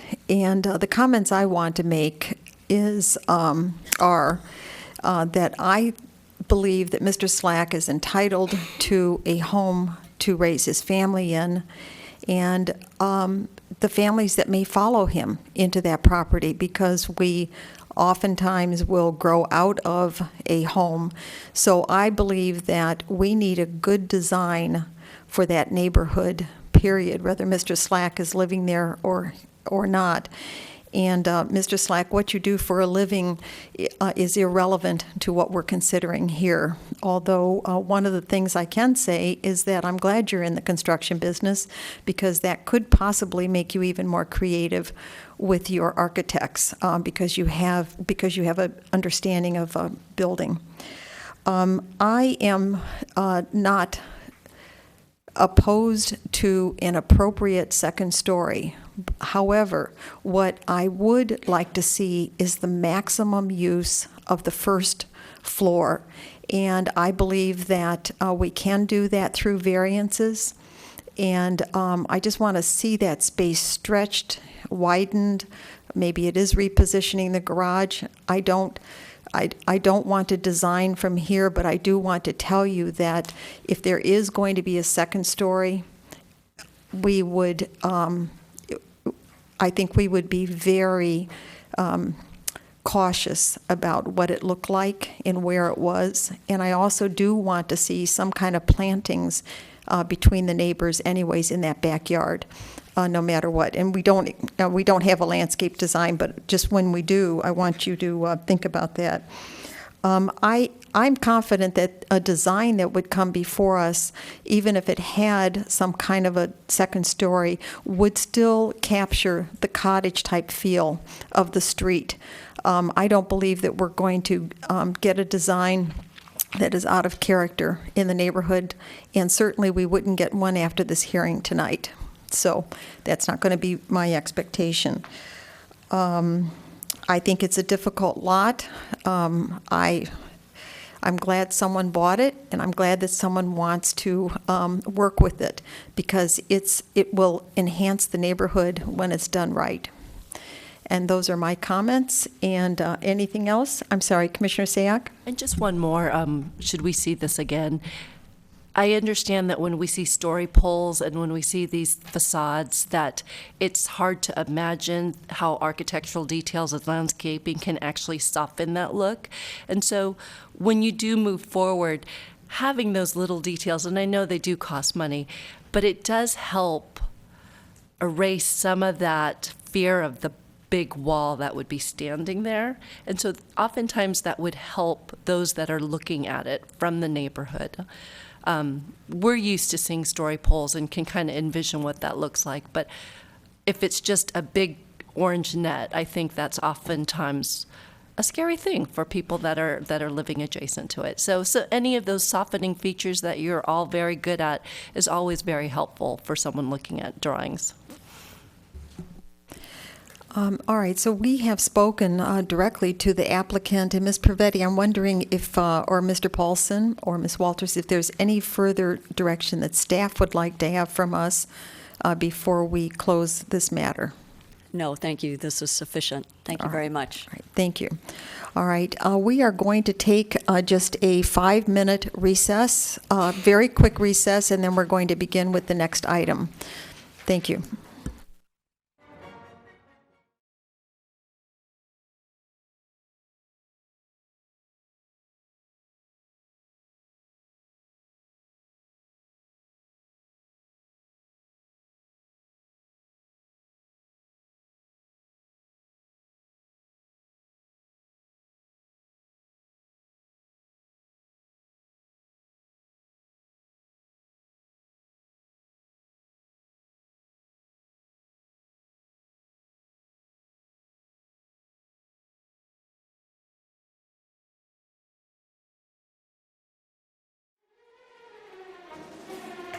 I'm going to call the meeting back to order again and continue with the public hearing, calling agenda item number 1, which is architecture and site application S14058, requesting approval to exceed the maximum floor area for a single-family residence greater than 5,000 square feet on property located at 218 Forrester Road. By a show of hands, may I see how many commissioners have visited the property? And are there any disclosures? Seeing none. And are you Ms. Puga? Yes. All right. I understand you're going to give us the report this evening, and I want to welcome you to the planning staff and welcome you to your first appearance with us. Thank you.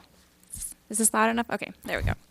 Good evening, Chair and Commissioners. The subject site tonight is a 1-acre property located on Forrester Road, just east of Leotard Court, and currently contains a 4,925 square foot residence, 827 square foot attached garage, and 712 square foot detached pool house. The applicant is requesting an addition of 480 square feet to the first floor, 442 square feet to the second floor, and a new 1,548 square foot cellar. In addition, the applicant is also proposing to reduce the square feet of the existing detached pool house from 712 square feet to 222 square feet, and also reducing the square footage of the existing attached garage from 827 square feet to 815 square feet. The applicant has also proposed an exterior renovation to the architectural design of the house to a French-inspired style. The consulting architect found the project to be well designed in keeping with the other homes in the immediate neighborhood. The location of the addition would not be visible from the valley floor or any viewing platforms. The proposed residence would have one of the largest FAR in the immediate neighborhood at 0.13 and the third largest home with regards to square footage. The project was referred to the Planning Commission because the house would be over 5,000 square feet and exceed the maximum allowable floor area. Pursuant to the Hillside Development Standards and Guidelines, the Planning Commission or Town Council can approve a request to exceed the maximum floor area ratio under certain conditions. The applicant has submitted a letter providing justification to meet these conditions. While the proposed design will have one of the largest FAR in the immediate neighborhood, the proposed residence will have a similar massing from the street as those in the immediate neighborhood, and staff and the consulting architect found the proposed structure style to be a substantial improvement on the current design of the residence. As a result, staff recommends the Commission approve the application subject to the attached conditions. This concludes staff presentation, and staff is available for any questions. Do we have any questions of staff? Seeing none, thank you. Okay. I'm now going to invite a testimony from Bess, and I'm probably not going to pronounce this correctly, but Wursema? That's really close, Wursema. Okay. And you are representing the applicant this evening? Yeah, I'm the applicant representing the owner, Chad and Erica Dyer, the architect for the project Studio 3.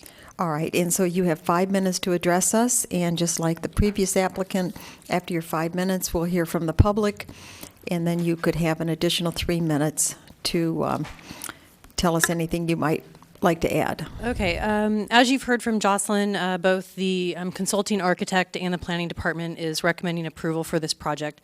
We're before you today because we have an over 5,000 square foot home, and that automatically defaults us to the commission, as you probably know from seeing other things. It's a little awkward coming after such a small house prior, but entirely different neighborhood at hand.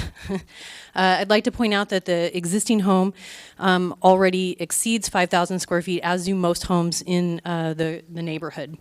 Just a brief overview of the neighborhood to familiarize you with it. These are some images of neighbors. You can see that they leave the Georgian or colonial style home and are more in an updated kind of French country style with roofs that allow for a less of a massing issue from the front and sides. Just a quick overview. We are 218 Forrester, the house in the blue at the bottom. Our proposal is for a 6,662 square foot home. This is our immediate neighborhood as defined by the town. You can see that the houses listed in orange exceed exceed ours or are in the same range as ours and within our defined neighborhood. The houses in white are obviously less square footage than what we have. Just a brief understanding, if you haven't been to the site, this is the current home, rather outdated and a very extruded sheer two-story mass. Our proposal is to break up this mass, bring the roof in with a hipped roof, and add some bay elements and some lower front entry elements so that we bring the overall height of the project down and add some architectural features that allow the house to conform more with current neighborhood standards and reduce its overall massing. You're probably familiar with the floor plan. The majority of our addition occurs at the very back of the home, in this area right here. So it's not visible from the front, nor does it impact side neighbors because it's snuggled in between existing extruded portions of the home and an existing pool cabana. An upper level, you can see that mass where bedroom 3 and bedroom 2 are that stack over top of the addition at the lower level, set well within the center of the property. We are proposing a cellar by definition.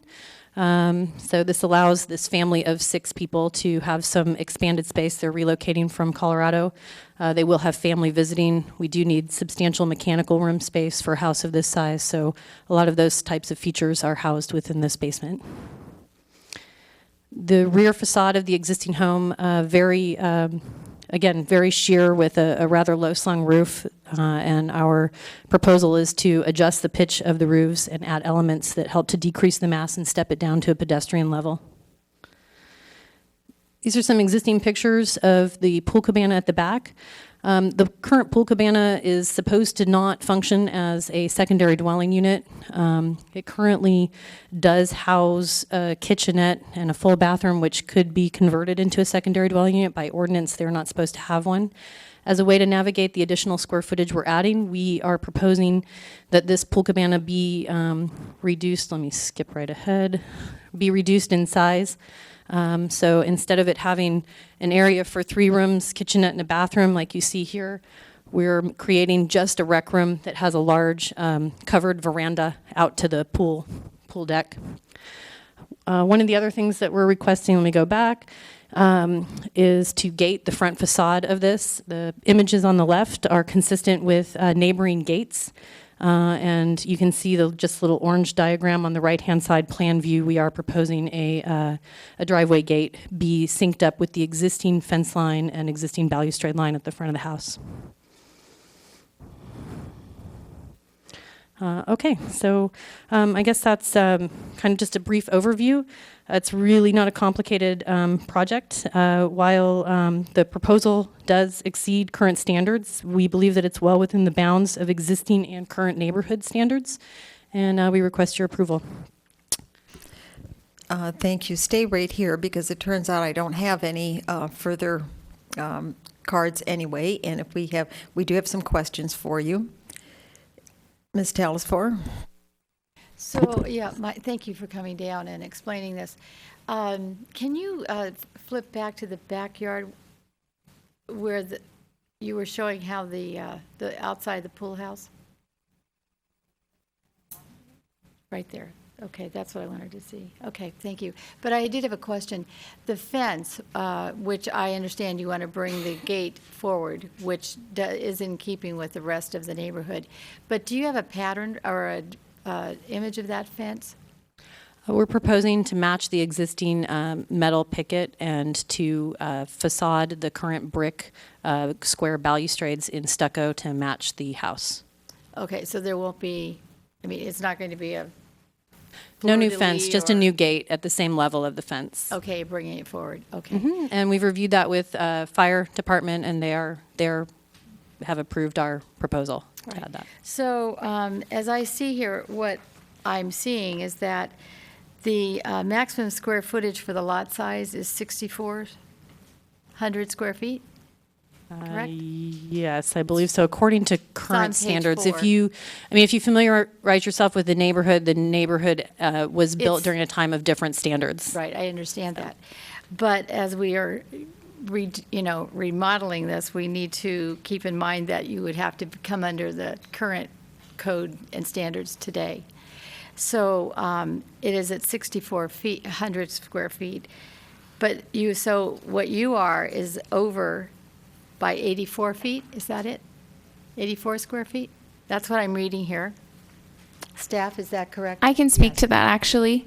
So for the hillside area, we have a maximum of 6,000 square feet for the residents and then a 400 square foot exemption for the garage, which gets you to 6,400. So as it stands, the house is 84 square feet over, and that's if you take the proposed residence at 5,847. You add the 220 square foot detached pool house, and then you add the garage that's over the exemption, so 415 square feet. So that's where you get to 6484. So you get 84 square feet over. And I understand that. Thank you for clarifying it again, though. So I guess my question to you is that I'm just curious, because you've added this very usable cellar, which is, as you know, I'm sure because you're familiar with this, in lieu of square footage. And it's to reduce the bulk and mass. So my question is there any way you could have absorbed the square footage into the cellar, the 84 square feet? I think so because we wouldn't be even having this conversation. I understand the question. So I think really what it comes down to is this is a large family of 4 and counting, and they have a desire to have their children on the same floor from a bedroom perspective as their master suite. They have young children. Placing them 2 stories below with a master suite on the second story is not amenable to a young and growing family. The current floor plan on the main level is basically maintaining the majority of the existing floor plan. This is really a remodel with a small addition. This is not a ground up house with a completely updated floor plan. Okay. Commissioner Telesfor? Yes, Commissioner Badami? Aye for now. Exhibit 5, your letter of justification. You state that the rooms are currently undersized and need to be updated to meet today's standards. Can you define today's standards? Well, there's code minimums for today's standards, and then there's today's standards by which we all like to see as a bedroom. Let me pull up the floor plan. Hold on. Okay. I would say currently I see the majority of our clients coming to us asking for bedrooms that are at least 12 by 15 in size with an ensuite bathroom. That's very on trend and very in keeping with larger estate homes. To have bedrooms that are more in the 10 by 12 or just 10 by 14 size has an impact on what people who are buying, again, estate homes or developing estate homes are looking for. They're looking for ensuite. They're looking for space to put 1 or 2 children in a room with at least a full-size bed, a little bit of a sitting area, and a desk area. Thank you. If just as of note, we are. You can see that we have matched the current proposed bedrooms to be similar in size to the existing bedrooms of this home. This is really an effort to take a home that had a lot of existing conditions, work with it as a remodel, and match proportionally, aesthetically, and as an adjacency room by room with one another to the existing home and to be in keeping with the neighborhood. All right. And also, if I could just ask you, I know that the town architect made 2 recommendations. He certainly was in agreement with you about the style and the changes, but the 2 recommendations he made, I wasn't sure if you have incorporated them. I do believe we have. I can tell you what they were: the entry door and the stacked stucco veneer. And could you, if you're going to speak to us, you just need to give us your name, and then before you leave, make sure you fill out a card. Okay, now pull the microphone down to you. There you go. I'm Amanda. I'm the junior designer on this project. On our first floor plan, we have reflected the change requested by Larry Cannon, the front door being pulled back to create a deeper recess, which is consistent with neighborhood examples that he had seen. You can't quite see it, it's bubbled there on the bottom there. So that's what we turned back into to Jocelyn at the town. And to meet that condition.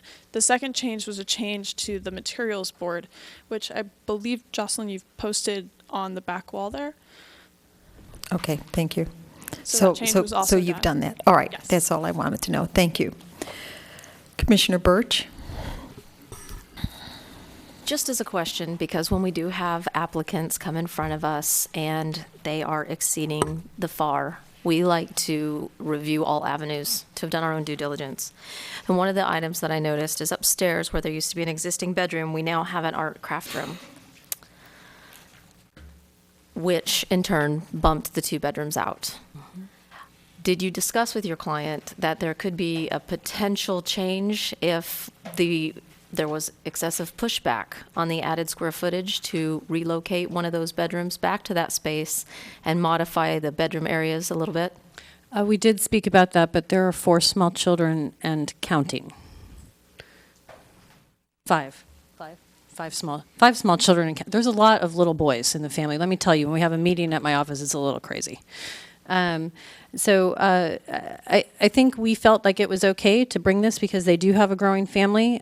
We are not the largest house in the neighborhood, which is another consideration that normally town has a strong inflection point at. And so we felt like because we were under that, and we did have actual immediate neighborhood examples of larger homes, that we fit within the community of the defined neighborhood.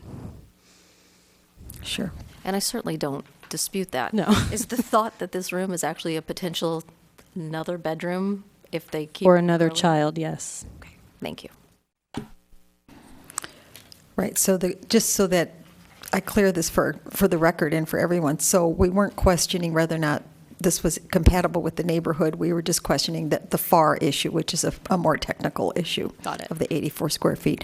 All right, I think that we have our questions answered, but you are free to offer us any further comments that you might have, because you're entitled to another 3 minutes if you would like to take it, and if not, that's all right as well.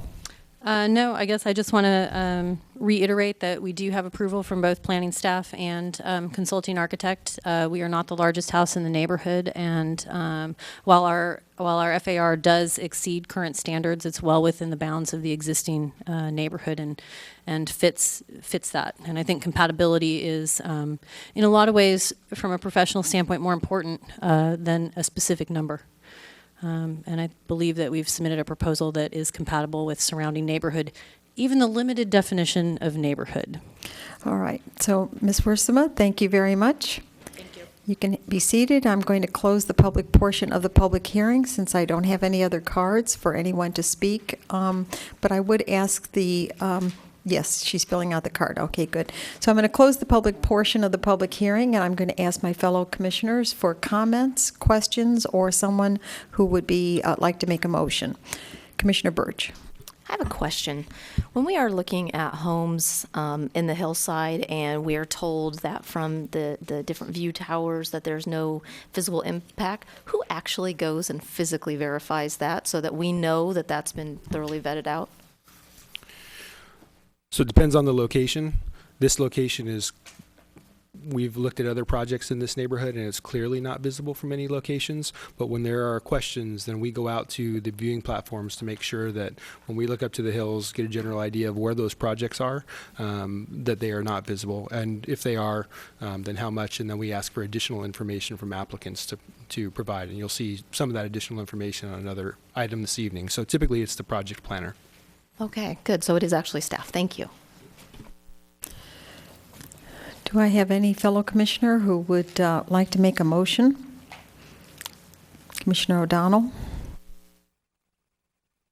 Yes, I'll make a motion. I would move that we approve the architectural and site application S14058, and that we find that the project is categorically exempt pursuant to the California Environmental Quality Act, Section 15301, and that we find that there should be an exemption to the maximum allowed floor area greater than 5,000 feet in gross area. And the rationale and the evidence supporting grant is as follows. The house is already greater than 5,000 square feet.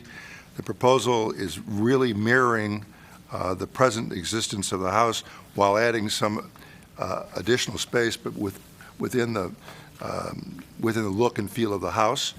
Also, it's being somewhat offset by the reduction in the pool house. The project is in compliance with the Hillside Development Standards and Guidelines for single-family residents in the Hillside area, and that in making these findings and this motion, we have considered the considerations for review of architecture and site application. So that would be the motion. Thank you, Commissioner O'Donnell. Commissioner Sayak, do you wish to second? I'll second it, and in doing so, if I could just add a little bit more detail to it, that the square footage that is in exceedance is 84, and that the 6 conditions that need to be identified have been met, and those are the 6 conditions that are outlined on page 6 of the staff report.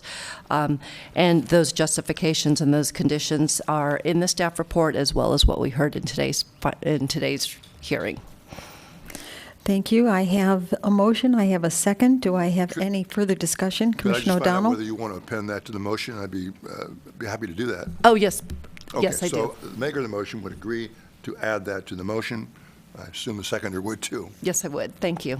All right, thank you. So we have a motion, we have a second. Do we have any further discussion? Seeing none, I'll take a vote. All in favor? Aye. Anyone opposed? No one opposed. It passes unanimously. Thank you very much. Mr. Paulson, are there appeal rights? There are appeal rights. Anyone who's not satisfied with the decision of the Planning Commission can appeal that decision to the Town Council. The forms are available in the clerk's office. There is a fee for filing the appeal, and the appeal must be filed within 10 days. Thank you, Mr. Paulson. Now I'm going to move to agenda item number 2, which is architecture and site application S140040, requesting approval to exceed the maximum floor area for a single-family residence located at 250 Vista Del Monte. By show of hands, may I see the commissioners who have visited the property? And are there any disclosures? Seeing none, welcome, Ms. Savage. I understand you're going to give us the report this evening. Yes, thank you. Good evening, Chair and Commissioners. The site currently contains a single-family dwelling that already exceeds the floor area ratio, or FAR. The project was referred to the Planning Commission because the applicant is requesting to further exceed the FAR. Because the project involves removing some of the existing floor area, the project would add only 80 square feet to the existing floor area. There are other homes in the immediate neighborhood that exceed the FAR, and the proposed project is compatible within that range of existing FAR exceedances. The addition and roofline modifications are located at the rear of the property and will match the existing structure and materials and roof pitch. The project meets the required findings to grant an exception to the maximum FAR because the project does not have a landmark and historic preservation overlay, is not within a specific plan area, complies with the residential design guidelines, and is compatible with the surrounding properties in terms of lot coverage, setbacks, and FAR. This concludes staff presentation, and staff is available for any questions. Are there any questions? Seeing none, thank you, Ms. Savage. I only have one card, and it. All right. All right. Are you you're the architect, so you're Mr. Mayor? Yes. All right. And are you going to speak before the owner of the property? All right. Okay. So you're going to take the time that the owner would, or the applicant would normally have. So you have 5 minutes. Yes. All right. I'm the applicant. And sorry, I apologize. Thank you. I was a planning commissioner in Santa Clara, and we didn't normally have those cards for the applicants. At any rate, thank you for your time. I appreciate you listening. For meeting with the client and discussing their needs, they have a split-level home that's split onto 3 levels. Is that not on? Or am I not? Okay. I really got to get close to that. They live in a split-level home, so it somewhat gracefully works with the land. And the challenges of that is everybody wants great rooms these days. They want rooms that they can socialize in. And the problem with this house and the existing configuration is that the kitchen and laundry in the formal living areas are up top, and then the family room and sort of an office guest bedroom are on the lower floor at grade with the garage and the rear yard. So I can't give them the perfect great room, but I was able to mold the downstairs that's at grade, which is great for families, kids to play. You got stuff stored in the garage. So it's really the useful portion of their property. And they removed the pool so that they could have more usable yard. The upper portion of the house sits about, I don't know, 2.5 feet above grade. So the rear yard is tiered. There's 2 levels on the rear yard. So it's not as enjoyable to use the yard off of the house when you have to step down to it. So the downstairs is the perfect area to create a better sense of a great room. And so, I explained to them, if you exceed the FAR, although they currently do, there's a long-winded process and it's costly. And as a former planning commissioner, I understand that. But they felt that the benefit that they got from this, the risk obviously is there, that it would greatly enhance the usability of their home. And they outreached to the neighbors. No neighbors had any issues with it. There are 2 houses that currently exceed the FIR, one across the street. I think I forget what they're at, 41%, and then one directly to the side of them that's a little bit smaller than theirs. But those 2 houses look very similar to the house that just was presented to you in terms of the front. They're very tall, 2-story entries. So those other houses are a lot more massive as you see it from the street. What we're proposing is a 1-story off the rear. It really has minimal impact to neighbors, but it provides great functionality to their house. The other modifications are the second story has a 6-foot plate line where their bedroom and bathroom is, and so we want to kind of fix that and clean up the rear of the house by stepping down, and that's what the addition does as well. It creates a 1-story addition to kind of balance out versus looking up at a 2-story mass from their usable yard, and it gives them an 8-foot plate height, so their bathroom and bedroom feels more normal, I should say. I'm trying to think if there's anything else. The house currently is at 33% or 0.33 FAR, and it's still maintaining that with the added 80 square feet. That's just the way it sort of comes out. So that's all I have for you. All right, thank you. Are there any questions of the architect? Seeing none, thank you. Mr. Balaktis, did I pronounce that right? Okay. Do you wish to address the commission as well? So I, along with my wife, are the homeowners of the property in question. I just wanted to say that, as Rob had mentioned, we do have a split-level house. We actually do love the configuration because it does offer some compartmentalization. We have a very nice formal foyer and living room and dining room. And as Rob had mentioned, downstairs is our informal area, and we happen to spend a lot of time downstairs in the informal area in our family room. But as our parents have come to live with us for a large part of the year, and as Aiden in the corner over there and his friends come over, it does feel a bit cramped. Meanwhile, we do have a very small we call it a sunroom off the family room. That because of its very weird configuration, we actually use as storage. So what we're proposing is actually to have, as Robin mentioned, a multi-purpose, a great room that would afford us the opportunity to kind of congregate downstairs. We recently removed a very large pool from downstairs, from our backyard, with the hope that we would be able to have a patio off the one-level addition. Again, we envision that as a place where Aiden and his friends can hang out, and maybe because it's open to the backyard, it will entice him to get off his iPad and maybe play in the backyard as opposed to playing out in the street, which he's prone to do now. So those are the reasons why we're really asking for this, I think, very modest change to our home, and we stand by to answer any questions that you might have. And thank you for your time. Thank you. No questions? All right. I'm going to close the public portion of the public hearing unless the architect has anything more to add. No? All right. And then I'm going to look to my fellow commissioners for comments, questions, or a motion. Yes, Commissioner Telesfor. I'll make a motion with the comment that I think that this remodel actually cleans up a few of the problems that were with the house, which was the back porch was probably unusual and the 8-foot ceiling in your bedroom. So I can really appreciate that, and I appreciate the fact that this house does step down the slope. And so all of those things, I think, And even though it's going to be further expanded, it still is within the .33 FAR. So that really is, that's more compelling to me. And just to note that exceptions like this are made on a case-by-case basis. So this isn't something that we just frivolously say, fine, we're going to do this, right, because we like you. That's not it. Or we want your son out of the, the video game room into the backyard. So with that, I will move to approve architecture and site application S-14- oh, I have to do that. Yeah, then we have the second. Sorry. I'm getting. No, you're doing. I'm doing the right thing. Yeah, you're going. I thought I needed a sec. Never mind. Architecture and site. Could we rewind this? Okay. Architecture and site application. S-14-040 250 Vista Del Monte. And I can make the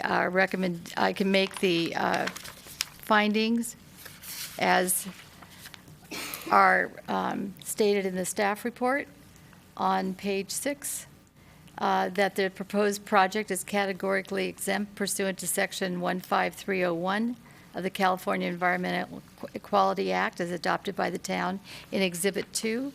And I can make the findings that the project complies with the residential design guidelines and make the required considerations as required by section 2920-150 of the town code for granting approval of an architecture and site application in Exhibit 2, and also approve architecture and site, and the conditions in Exhibit 3.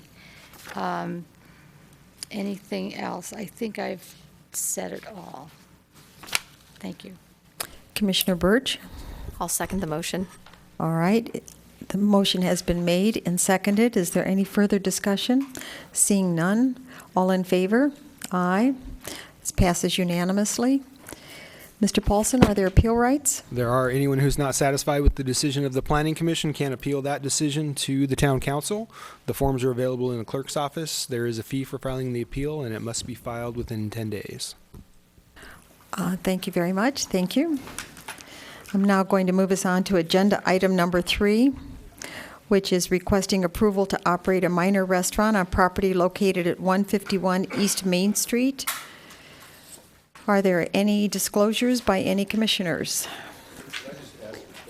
You and I both have to recuse ourselves on this. I'm wondering whether it would be agreeable to the chair to move this to the last item, and in other words, take 4 before 3 so that we can just leave. I assume that was not a rejection. Commissioner O'Donnell, it's not objectionable to me. However, I have a sense that we might be spending quite a bit of time on 4, and maybe I'm incorrect. I'm not so sure that, does the, Ms. Pravetti, do you have a recommendation for us? It's really the pleasure of the commission. Not a big issue with me. If you feel more comfortable staying, that's fine. It's just that we're going to sit around outside for a while, and they're going to have to come find us. And if we can avoid that, I'd like to avoid it.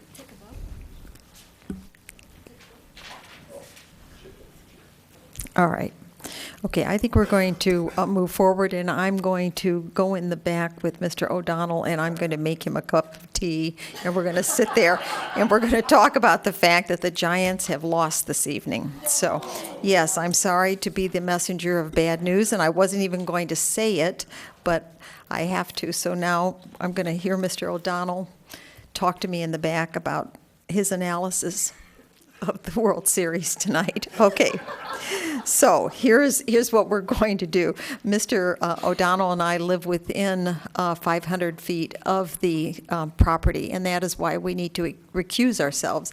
However, I'm going to leave the chair in very good hands because Vice Chair Birch is going to handle this part of the meeting, and then they will call us back.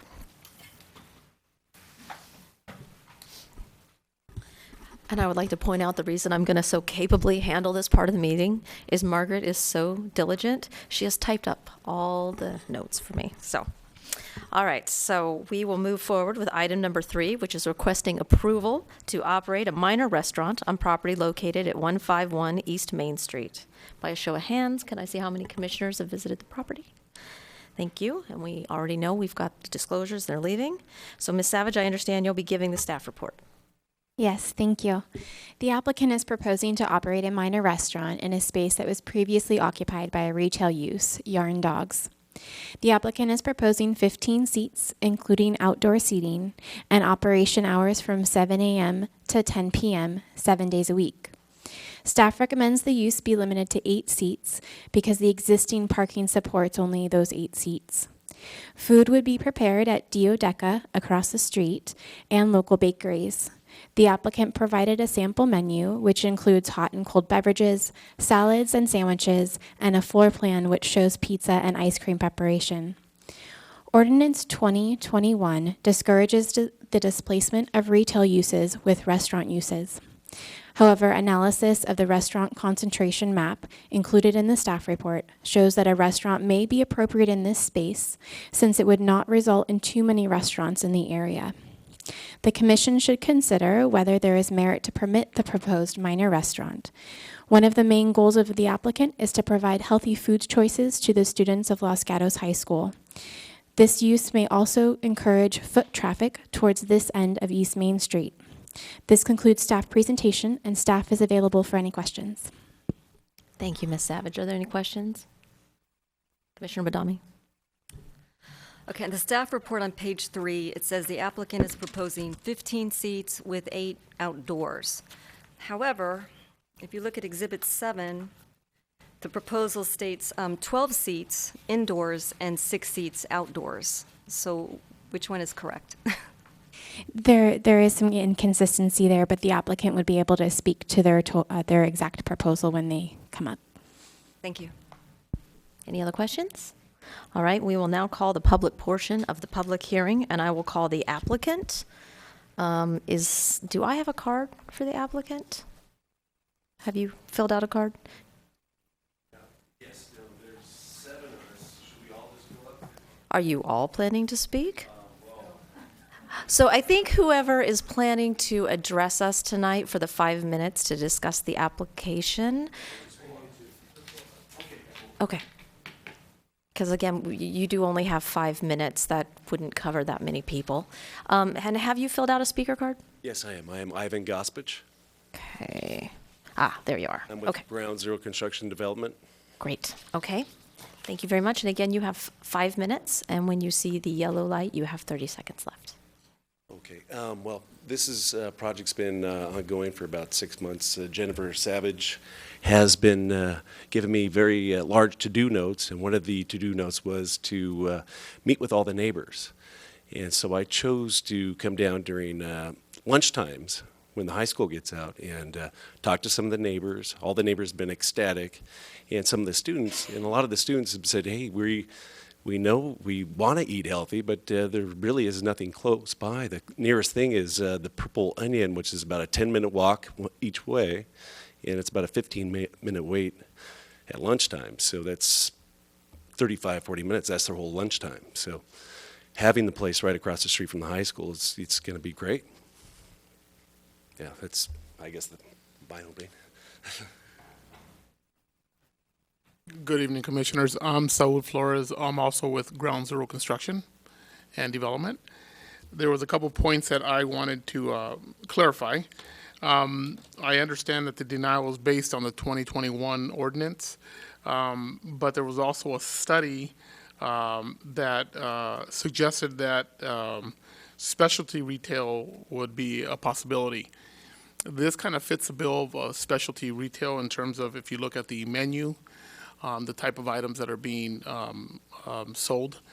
I think that that's a critical point to make. But another is where the actual the subject property is positioned. It's at the tail end of the C2 Zone Act, and I'm looking at the mapping that I have here.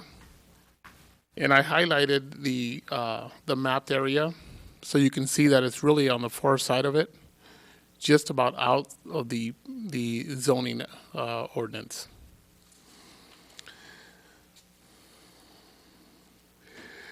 I think that not only does it work for the Los Gatos High School students, but also for the residents in the area that would like to stop for a cup of coffee or some sort of snack while they're out and about moving around the neighborhood. One of the issues that that Ivan was recognizing is some of the students in a bit of a danger zone when they're crossing the street into the 7-Eleven convenience store. This really fits the bill for them to just go to an adjacent property and then back onto the school grounds. They could even be as convenient for them to text in their healthy lunch as opposed to the unhealthy stuff they're receiving at the 7-Eleven. Those are some of the suggestions and the reasons why I think this would be a good fit for the neighborhood. Great. Thank you very much. Do we have any questions of the applicant? Commissioner Talasfor?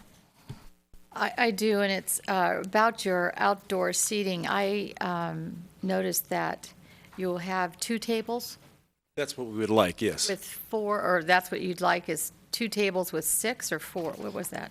I believe it was 3, possibly 4 seats each. That's what we'd like. That'd be optimal, but we're willing to work with that number. So I know that the staff could probably do this, but because it's such a visible corner, I'm concerned about 2 things, and that one is the aesthetics of what the delineation is that you're going to have, or even if you need one, I'm not sure you need one, because you're not serving alcohol. But I'd like to see what the furniture would look like. And do you have any pictures of that? Did you bring anything? I have not. We were thinking of possibly some metal wrought iron railing. Would it be, well, since you're associated with Deodeca, would it be the same furniture that they have? Do you have any idea? Yes, we could be very similar to that, or exactly the same if you like that. Okay. It would actually go with the architecture of the existing building as well. It's actually a good idea. And so would you be putting heaters out there? If necessary. This is, all right, maybe this is something I'll take up with staff. But, okay, that, and then the other is the cleanup of that area. How will the cleanup happen? Is that going to be serviced by someone within the cafe that will come out and clean up? Yes, Or is this a self-serve? Yes, we will have our dedicated janitors that currently service the Deodeca restaurant. They'll actually go out 2 to 3 times a day to make sure all litter is picked up daily, at least 2 or 3 times a day. All right, thank you. That's all for now. Thank you. Commissioner Sayoc? Thank you for this. 2 questions for you. So in the staff report, you understand the parking limitations and so the seat limitations associated with that. Your thoughts, comments on limiting it to 8? So that's the first question. Yeah, we understand, and we're amenable to 8. We'll make it work. Okay, and my second question is, could you explain the concept of your business office that's off to the side in your drawings? Is that going, I see a door, is that a separate? Yes, it is. That's where we'll have, the Deodeca staff, the office manager. Oh, I'm GM, sorry. and all Okay, that. it's specifically business. Yes, Okay, I thought it was a that's it. business cafe type thing. Yes. Okay, thank you. Of course. Thank you. Commissioner Bombadami? Sheet A02, it has a diagram with a pizza stand and an ice cream island. So I'm looking at your menu and I don't see those items on there. So can you elaborate on any type of pizza delivery from across the street and whether or not the ice cream is prepackaged bars or is it served from bins? I think they just put that as options, but maybe one of the owners would be better to answer that. And sir, could you please state your name? I'm Julian Platis, one of the managing partners at the Deodeca restaurant. So we started building the menu, and the menu that you've had and we submitted, it's very generic.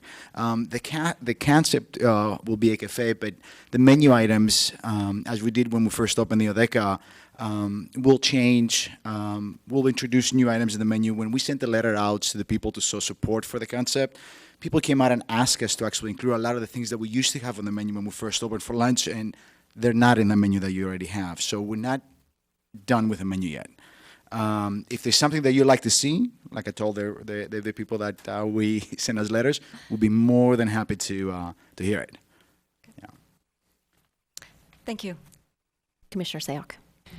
Thank you. Given your location, I'm fairly confident you'll be successful. What I want to know is, how do you anticipate the lunchtime crowd from the high school? And in terms of the safety, they're going to cross the street, there's a limited time. How do you anticipate keeping the flow going so that they actually get their food within the time allowed? Sal mentioned something. There is a system that we try to implement, and it's limited to the POS system that we already have, where people will be able to place in their orders. So that we'll be able to have things with a name on it, where they come in, got directly into the line, pay, and go. Yeah, but again, it is easier for them also to kind of cross on our side and go on the other side of 7-Eleven.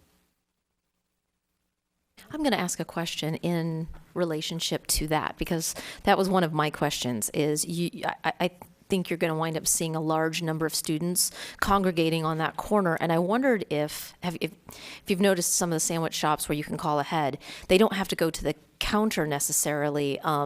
There's a separate section where they are able to pick their food up and pay without bottlenecking up the counter. And I'd be curious if you'd be amenable to looking into that, because I think that would keep your turnover rate faster, and we would have fewer people congregating on that corner and fewer potential hazards that may happen.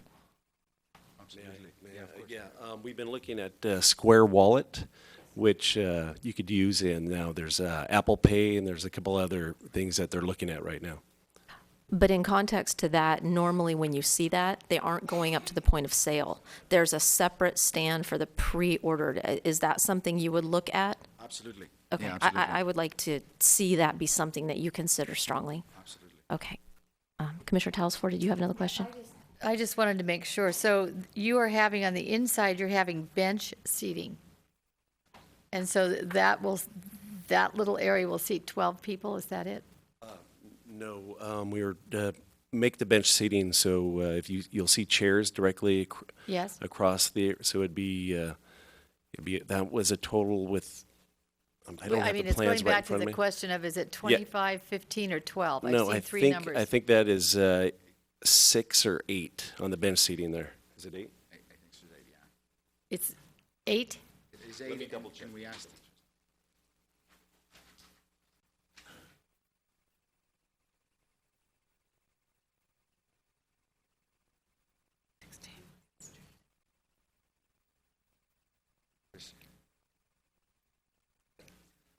That is 8 now. Yes. 8. Okay. All right. Yeah, I think probably what I'm concerned about is that the noontime crowd and hanging on this corner, not that I think this is a bad idea, it's just that I can see I see the crowd coming out onto the streets, and I don't know who's going to be, I don't know how that gets controlled, but. Commissioner, I can speak on that. Looking at that corner, right across the street, back on the school grounds, they actually have bench seating and tables under a tree-lined area there. Right. So I think the applicant would serve well to have somebody there kind of giving direction to the students, so there isn't a hazard on the corner. Mm-hmm. Well, are you planning on putting a delineation, some kind of a border around these tables out there when they're out there? That's something that should and will happen, just so you keep it a separation from the public right away and the private use for the. And then you'll be leaving the tables and chairs outside? I believe the tables and chairs will be on the inside on the private area under the canopied area. Right, but they'll be left out 24 hours? I mean, I guess my question is, how will you be securing these tables and chairs if So- you leave them out? I don't even, So what we do exactly at the Odeca, so the patios that we have, we remove the pillows, but the chairs and the heaters are outside. The thinking behind having an outdoor seating was a complete project, right? It's a cafe. We're in Los Gatos, beautiful weather. You have to have the outside, but it also gives time. You go back to what you were saying about the kids. They will gather, because if you look at 7-Eleven and we'll be monitoring it, they're sitting on those little benches that they have right in the middle of that parking lot, right? And in any way or form, it's safe, right? Because there's cars going in and out. So if we give them that outdoor seating, in addition to the benches that they have right across the street, I think will be sufficient. And the chairs, to go back to what you said, is if we have to get them inside, we'll get them inside. okay. Yeah, All right. we haven't been, again, we love Los Gatos. We've never had a problem with leaving anything outdoors, so. Do you, so refresh my memory, across the street, your Deodeca, do you leave those Correct, outside? correct. The courtyard and also the patio up front, the Okay, chairs and tables, Do you correct. have heaters out there as well? Yes. And do you leave those out? No, not always. Okay, great, thank you. Any other questions? No? All right, thank you very much. We're going to call up public speakers, and then you will have a chance to respond with 3 minutes after that. The first person I have is Alan Goldschneider.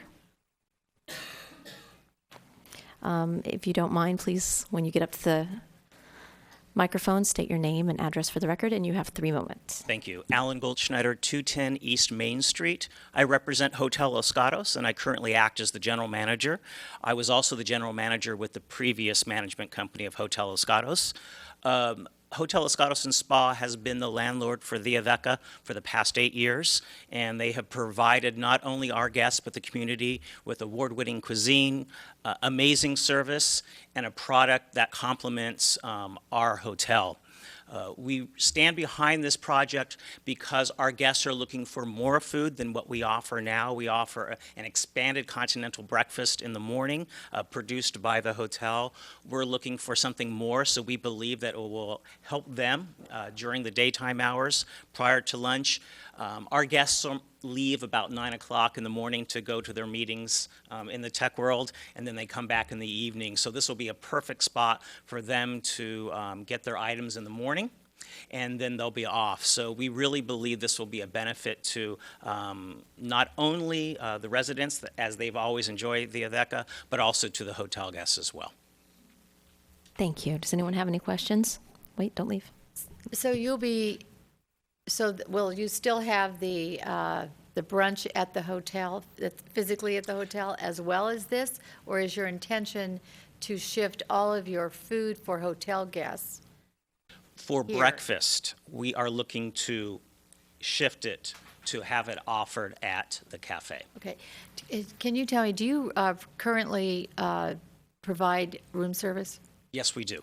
with food items? Yes. Okay, what are the hours of that? 11 to 10 Okay, and that comes from the restaurant? from the Odeca's kitchen, Okay, correct. Thank you. Any other questions? Oh, thank you very much. Thank you. And Diane Goldberg.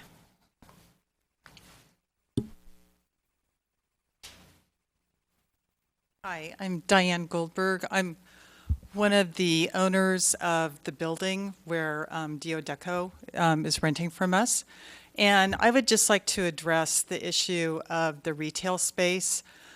We've had the Yarn Dogs, we've had a stereo store, we've had a gift shop, we've had a women's clothing store, and because that space is so far away from the downtown area, all of the retail has failed. So we're really excited. We thought this would be a great thing for Deodeca to come into our space, have the cafe with the kids coming in, also with the, you have the music in the park. It would be really great for people to have food down there. Great, thank you. Do you have any questions? All right, thank you. If you have anything you would like to add, you do have another 3 minutes. No. Okay, thank you.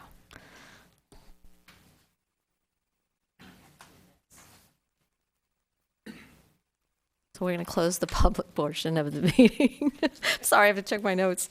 And then ask, do any of the commissioners have any questions of staff, comments, motion? Ms. Talasfor. I do have 2 questions. One is, they're not asking for any alcoholic beverages at the moment. Can this, at some point, have an addition, I mean, could someone come in and come back to this commission or in the town and ask for an alcoholic beverage license? Someone could come back and ask. It would require a modification of the CUP. Currently, condition number 8 says the service of alcohol is not permitted. So someone could come back and request the service of alcohol with either this concept or a different concept. Okay, thank you. And then my other question is about the, because we have nothing in front of us, and we have some really nice examples of outdoor seating areas attached to restaurants in this town, and we have some that I shake my head at, that are totally, anyway, it doesn't matter. So what I wanted to know here is, what can we do? This is a very, I mean, it's a prominent corner. And, you know, the Duodeca Cafe out in front looks very nice, but they're very careful about it. And I'm assuming they'll be careful here. What I'm trying to avoid is having furniture left out with chains holding it to whatever, so that no one picks it up and takes it like I've seen here in town. And also, I find leaving heaters out in the public sometimes can be, you know, invite, you know, maybe someone trying to, I don't know, destroy it or mark it or whatever, but I just would like to avoid that. So can we condition that if there ever was a heater, it would have to be taken in, or the furniture? I mean, and we have nothing to look at. I have no idea how this would be protected, or if they put a fence up, I have no idea what that looks like. So I believe the applicant stated during testimony when you asked the question that they would do something similar to what the hotel Right. seating has, in both railing and or a delineation as well as furniture. If that's something that you feel strongly about, you could add that as a condition. Additionally, you're always free to add a condition that either heaters and or the seating and tables from the outdoor area be stored indoors. Inside. Okay, thank you. Commissioner Bondami? I'm dating myself here, but having gone to Los Gatos High School in the 70s, I've seen this site struggle for 40 years. I can see the merit of a cafe serving the high school and the community at large. It's at the edge of the C2 zone. It qualifies as specialty retail. There's not a concentration of restaurants in this vicinity, and it would bring customers to a less frequented area of East Main, promoting economic vitality. And so I would look to my fellow commissioners for their comments. Thank you. Commissioner Sayoc? Okay, I think we're all pretty much in support, so if it's okay, I'll go ahead and make a motion. Okay. First, what I want to do is I want to acknowledge Ordinance 2021. As you all know, that's the reason for the staff report denial. And I always appreciate having that extra scrutiny whenever there's a conversion from retail to restaurant, because it does protect the retail businesses in our downtown. And I think what we've heard, and as in the staff report, there's an extenuating circumstance here. It's at the edge of the C2 business district, and there is a history of retail not succeeding. And so I want to make that clear that we've scrutinized 2021 and can find reasons for that exemption. Okay. I can also make the findings that it's categorically exempt pursuant to Section 15301 of the California Environmental Quality Act. I can make the required findings by Section 29.20.120 of the Town Code for approving a conditional use permit. Those are outlined in Exhibit 2. make the required finding for redevelopment plan, also in Exhibit 2, and the conditional use permit application with the conditions in Exhibit 3, with special note to the outdoor furniture that Commissioner Telesfor was discussing. I think we want to give you maximum flexibility. You do have 8 seats, and so although we all love sitting outdoors, there are going to be times where it may rain, or in the winter where it just may not be as pleasant. I think you would want that ability to bring those seats in. One other thing I do want to put on the record is that it is adjacent to the high school, and in discussions with the youth and at the high school, they're talking about a place they can hang out at. It's very clear that the needs that they have are a place for food, a place that they can be seen, and a place they can hang out. And I think this will help address some of those issues as we grapple for additional space. So thank you. And so that's my motion. I move to approve conditional use permit application U-14-014 at 151 East Main Street. Thank you. Do I have a second? Commissioner Telesfor? I will second that, especially with the note about the furniture and about, I would really like, and I'm not sure what my other fellow commissioners think about this, but because it's in the area that it is, if there are heaters, I would like to have them brought somewhere else. I don't want them, it's too exposed of an area. If they could be brought in, and perhaps the furniture too, if it had to be. Okay. I don't want chains. Yeah, we all got that. I do want to make a quick comment. I think that this is a fantastic idea. I think it's something that we've needed. I think all of us have driven downtown and seen our high schoolers crossing Los Gatos Boulevard. I don't think that's very safe. And although my children aren't there yet, I'm excited to know that down the road there will actually be some good food options for our children. I think that all of us think that that is a great idea, and I'm sure once we vote, you'll know we all wish you the best of luck. So with that said, all in favor? Unopposed? Mr. Paulson, are there any appeal rights? There are appeal rights. Anyone who's not satisfied with the decision of the Planning Commission can appeal that decision. The appeal forms are available in the clerk's office. There is a fee for filing the appeal, and the appeal must be filed within 10 days. Thank you, and I think we're going to just take a couple-minute break while we go get our other commissioners.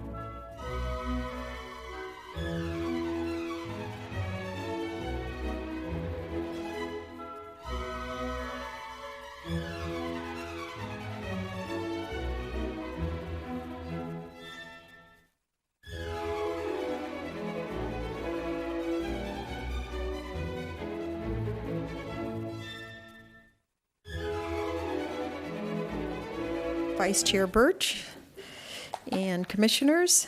And so now we are going to move on to Agenda Item 4, which is Architecture and Site Application S13072, requesting approval to demolish an existing single-family residence and to construct a new single-family residence at 16347 Aztec Ridge Road.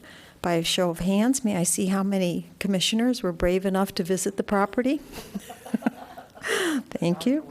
And are there any disclosures? Seeing none, Ms. Savage, please give your report. Thank you. The applicant is proposing to demolish the existing single-family residence and construct a new single-family residence in essentially the same footprint. Modest additions are proposed on all sides of the existing footprint. Additionally, the applicant is proposing to construct a new second story. The property is located in the hillside area and pursuant to the Hillside Development Standards and Guidelines is located at a significant ridgeline, Aztec Ridge. The standards and guidelines reduce the maximum height from grade to 18 feet with a maximum overall height limit to 28 feet. The proposed project is within the overall height limit, but the applicant is requesting a height exception to the maximum height above grade of 18 feet for the 262 square foot second story. The commission should consider whether there is merit to grant a height exception. This concludes staff presentation, and staff is available for questions. Thank you, Ms. Savage. Are there any questions? Seeing none, I do not have a card for the applicant. Sorry about that.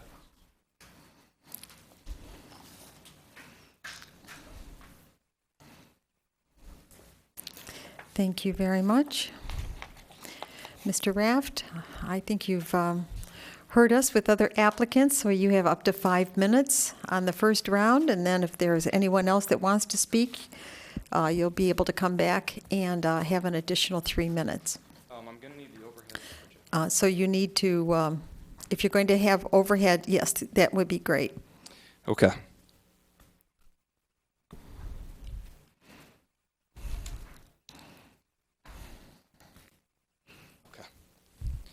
Okay, my name is Sean Raft, and I'm the owner applicant in this matter.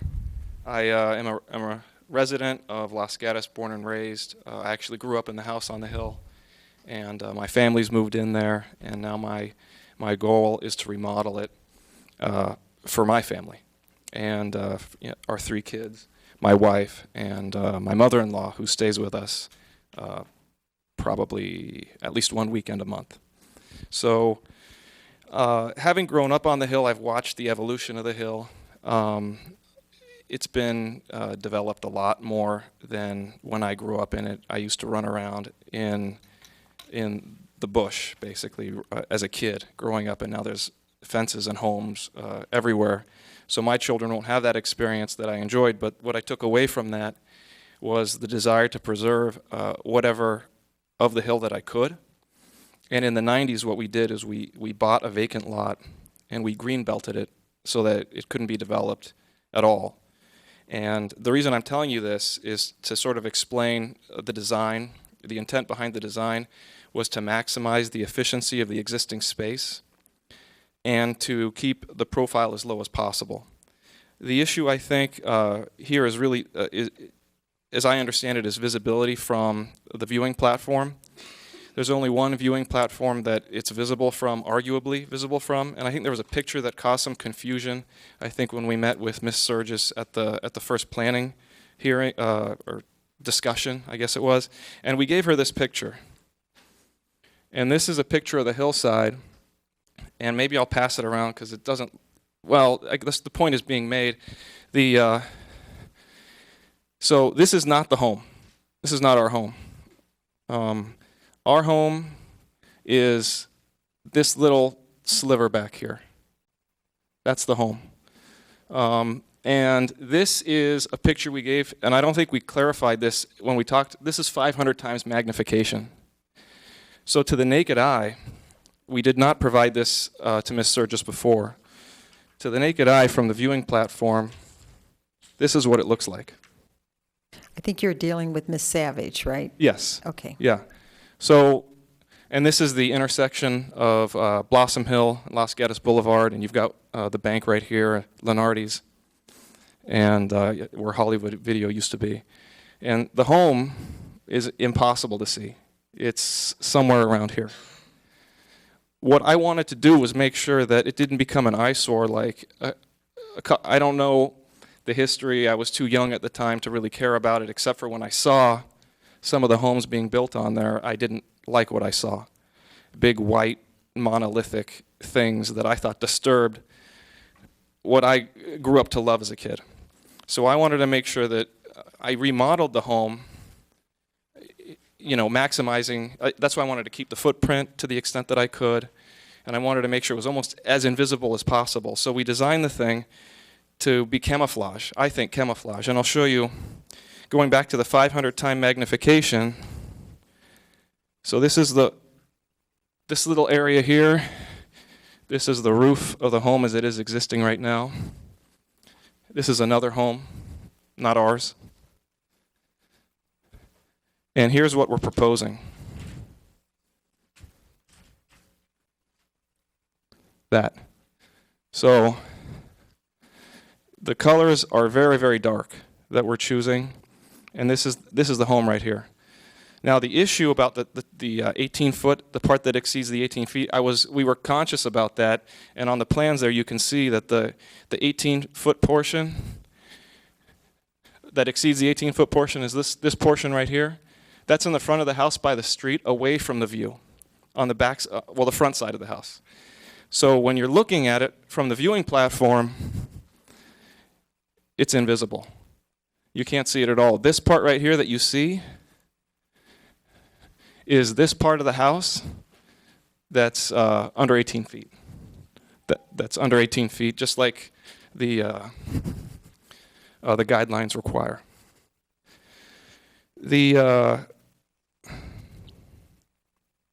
I was prepared to talk about a whole host of other issues, but I just wanted to make the point clear that we were trying to minimize the impact to the greatest extent that we could, and I needed the space for my mother-in-law, our 3 kids, and myself. So, thank you. So, Mr. Raff, thank you, but don't go away because we're going to have some questions of you. I just want to tell you for myself how much I appreciate that clarification because I actually went down on the street and I did identify, even though I was up where you are, I went down on the street and I thought that I saw your house, but now I understand what my problem was, and I don't have 500 times magnification right. either. So, okay, so I thank you for that. So, Commissioner Telesfor. So I just wanted to ask staff, I'd like, if you don't mind, I'd like to go over and see this, but has staff seen this photograph and has verified that's... Ms. Savage can answer that. Staff has not seen the rendering that's up on the screen now, but had seen the 2 previous photos. Okay, so this is a different rendering? Correct. You do not have this in your packet, but the first 2 photos you do. Okay, so I'm going to do that. Please, Ms. Telesfor.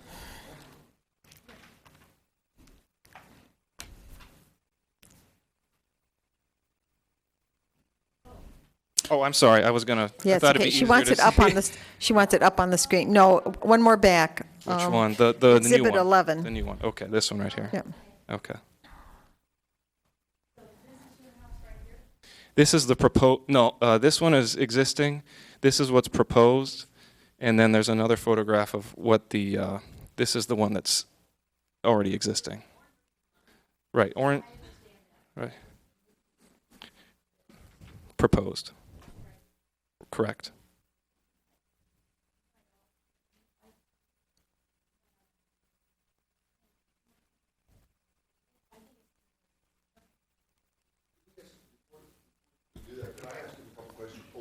Yes, absolutely. So please, okay. This is as good as a field trip, so we may as well.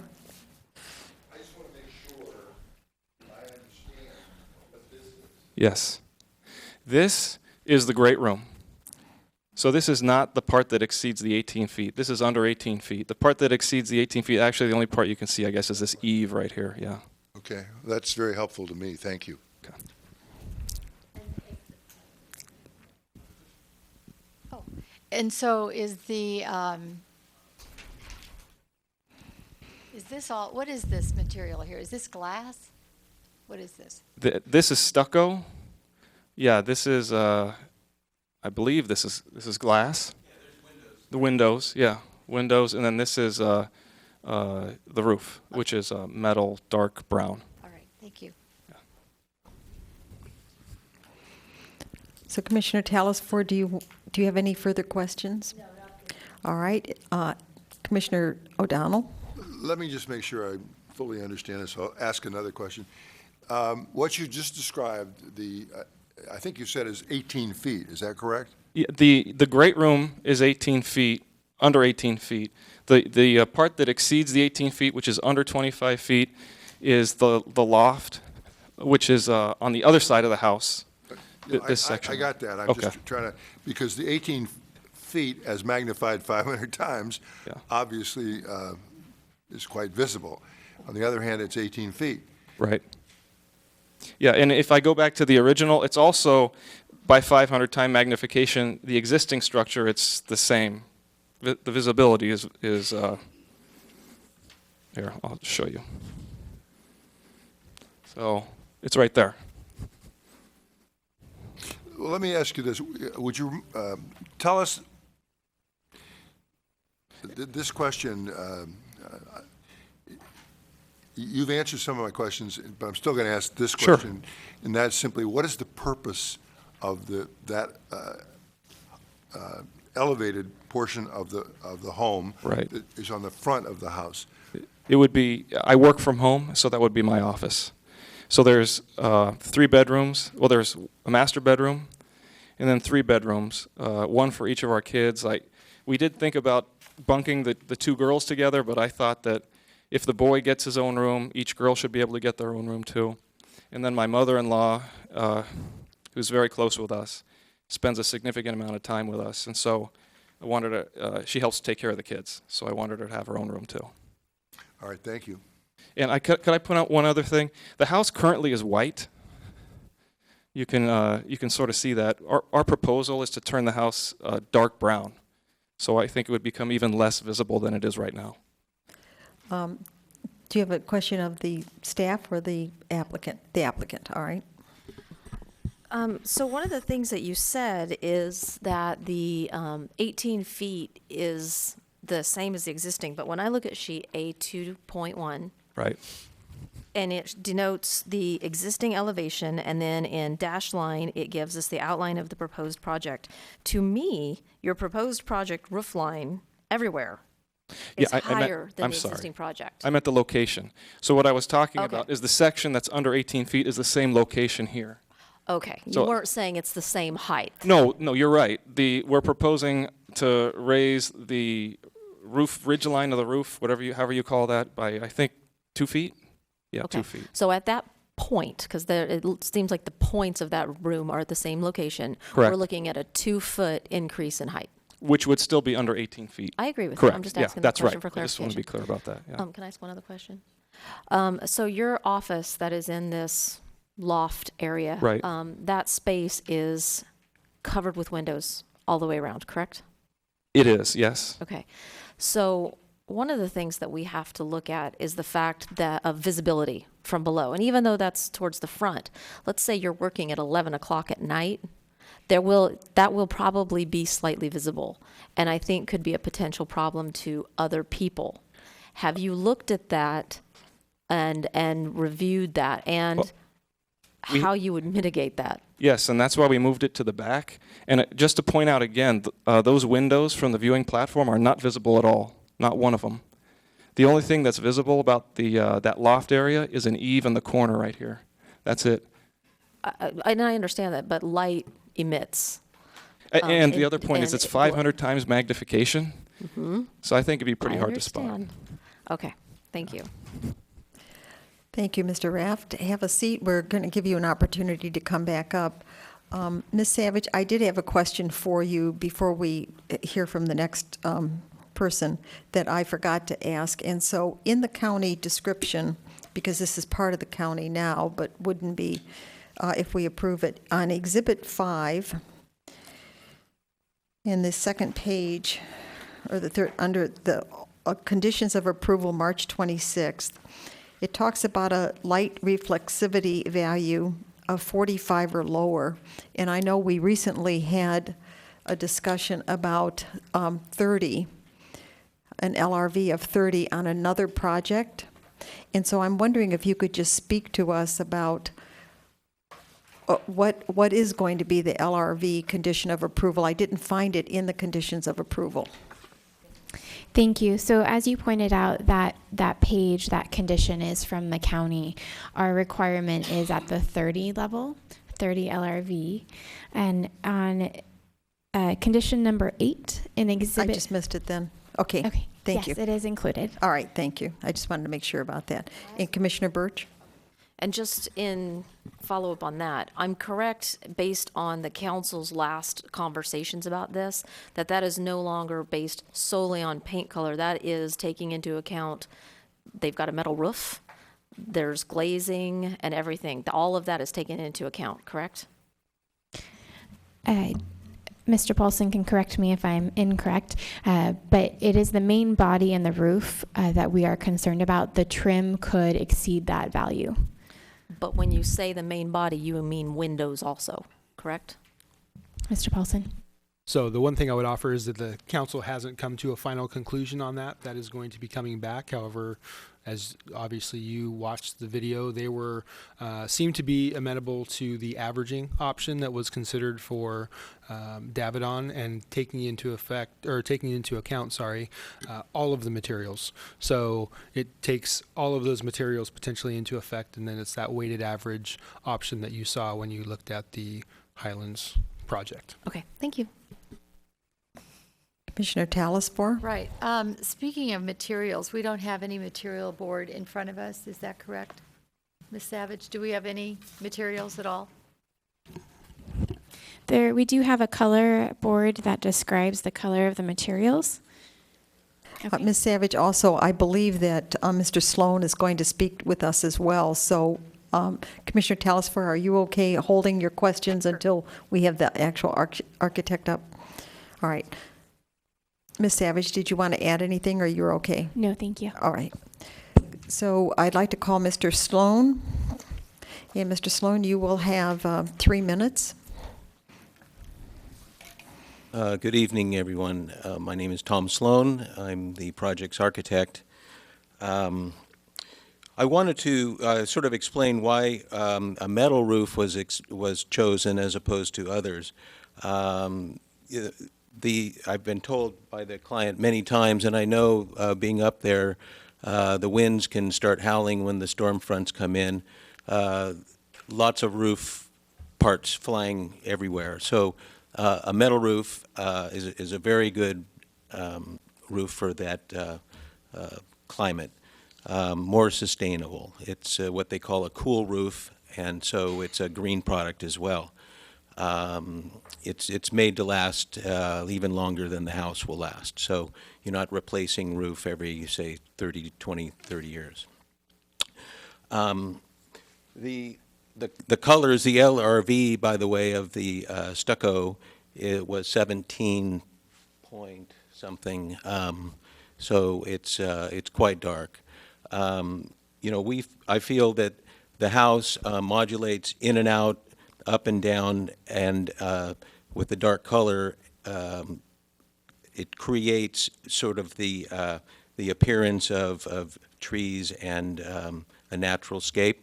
Right now, the house is a linear long roof that can be seen with the white stucco, and it's not an organic form the way it sits now. So I think this is definitely going to be a big improvement. Mr. Raft did explain to you how the second story element, a very small element, is hidden from view, and because of the sight lines, the foreground jumps up higher, and something that's taller steps back. I'm sure you're all familiar with this principle. It disappears. So mitigation has been taken into place. The house is we're not asking for a large house. We tried to only provide additions in the locations where the house is sort of, the foundation is losing its place and it's starting to settle. We had a foundation report done, and over by the existing garage, that's where we decided to add, and over by the master suite, we're doing a little bit of an addition there, and that's really to bolster up the existing foundation, which would have to be replaced anyway. So we're trying to maintain the essence of what's there now, only making it more environmental by the darker colors and the more sustainable palette of materials. Thank you, Mr. Sloan. So we're going to ask you some questions now, so you can just stay right there. Or maybe I should ask Ms. Savage. Ms. Savage, on the project description number B, it does read the project would be 24 feet 11 inches high, and the maximum allowed is 18 feet. And so I don't see in the report that it differentiates that only one portion of it will be higher than 18 feet.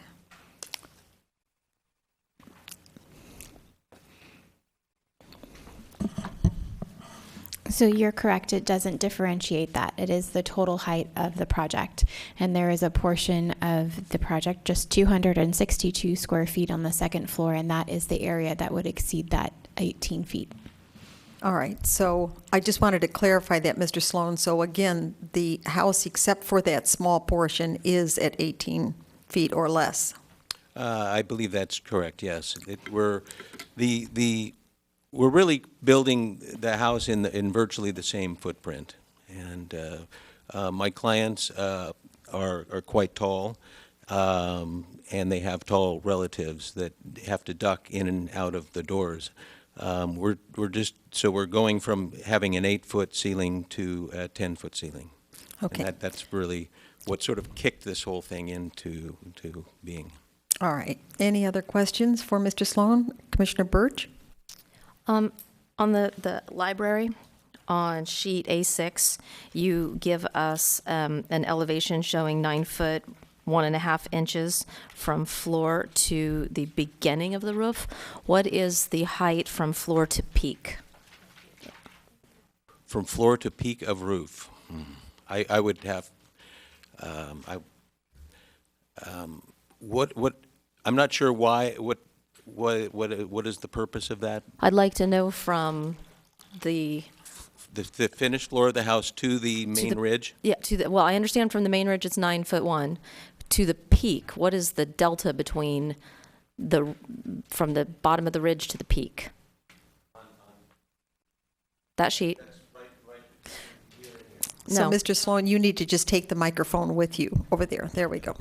I sense everybody's been going up. Do you want me to go show them? Please. That's not usually a measurement that comes into play much, so. And staff may be able to speak to that. Just to further clarify, on page 4 of the staff report in section C regarding building height, in the last paragraph, it does distinguish that the first story is 18 feet in height. And at the second story, it's 24 feet 11 inches. Okay.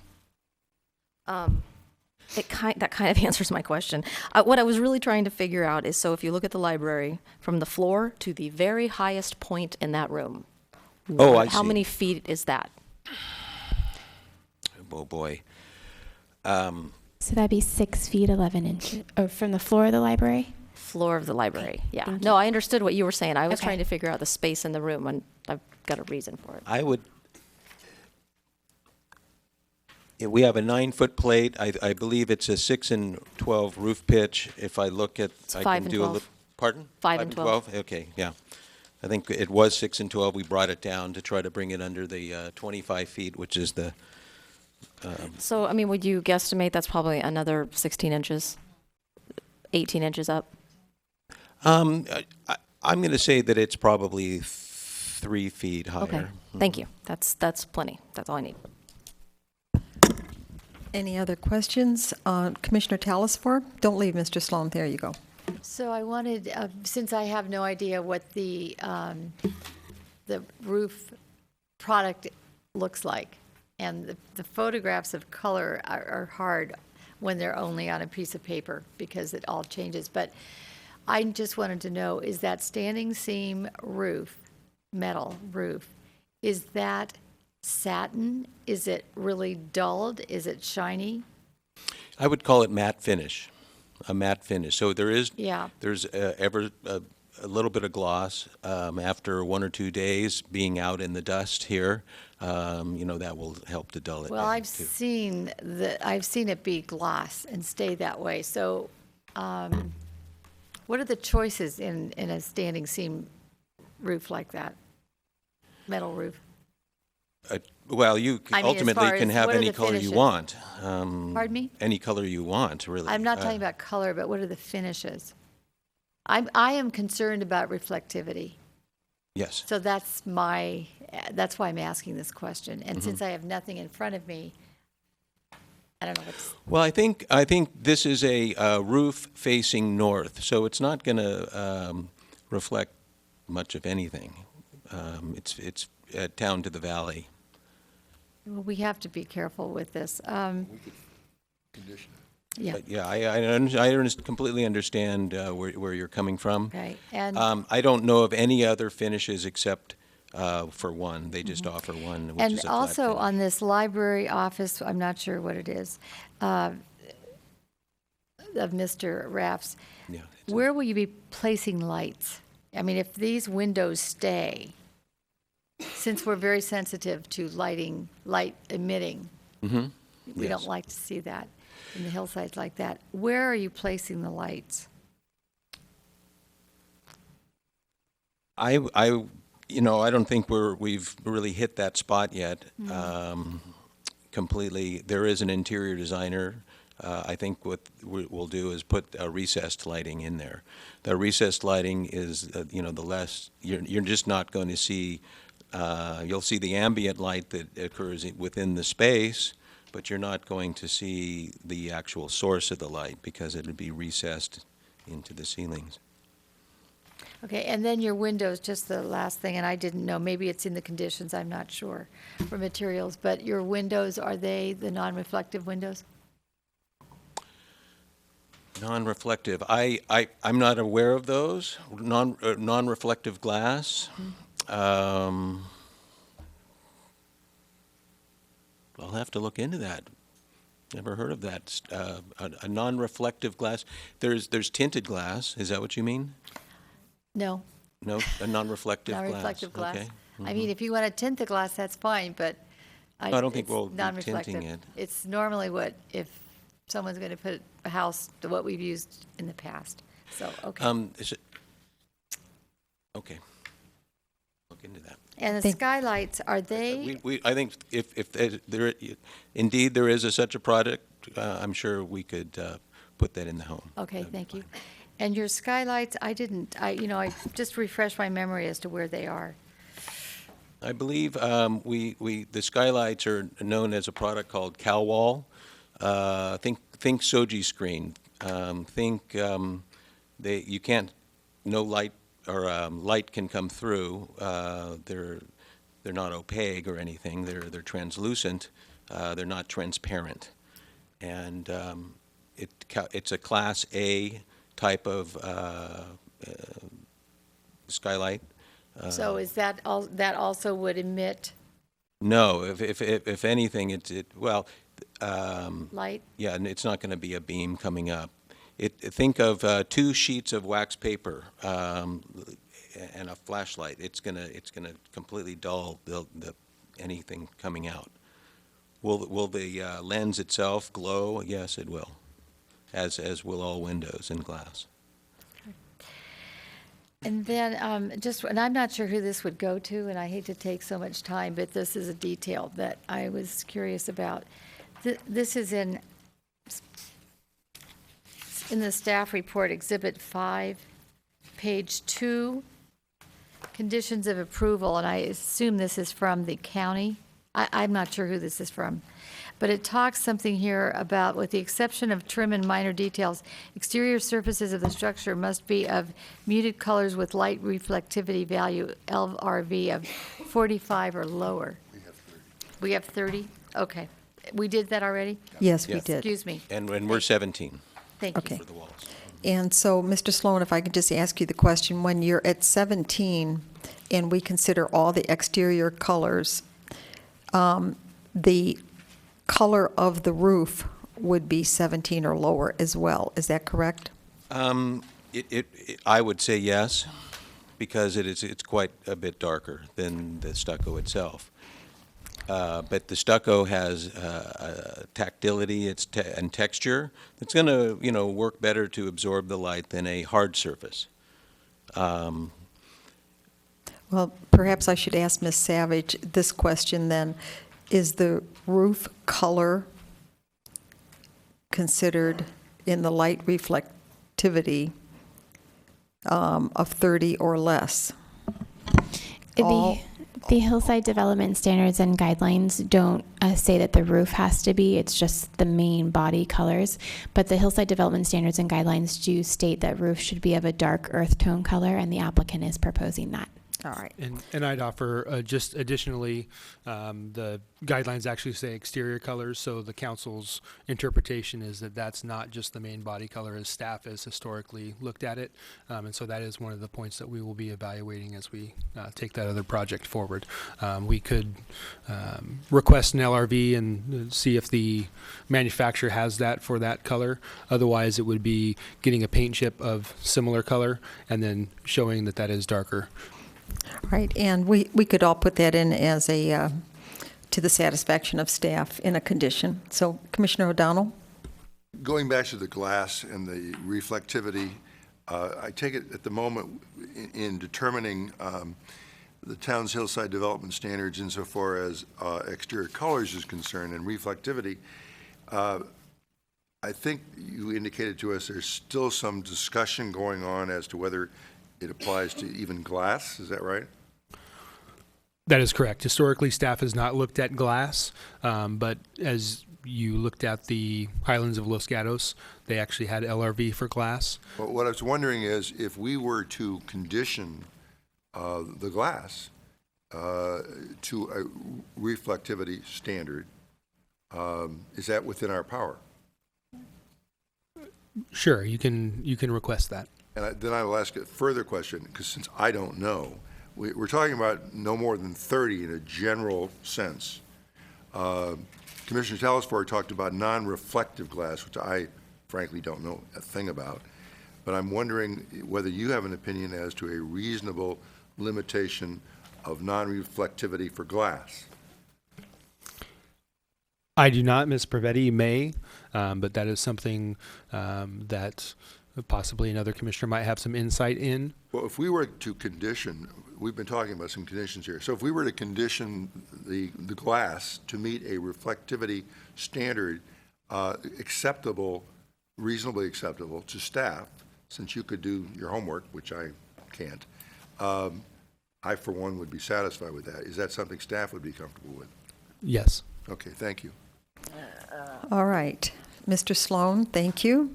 You may have a seat now, and you can take your drawings, or maybe those were Ms. Savage's drawings, I'm not sure. If you want to come forward with your card. And then, Mr. Raft, after this next testimony, if you have anything you'd like to add, you have up to 3 minutes to add something with us as well.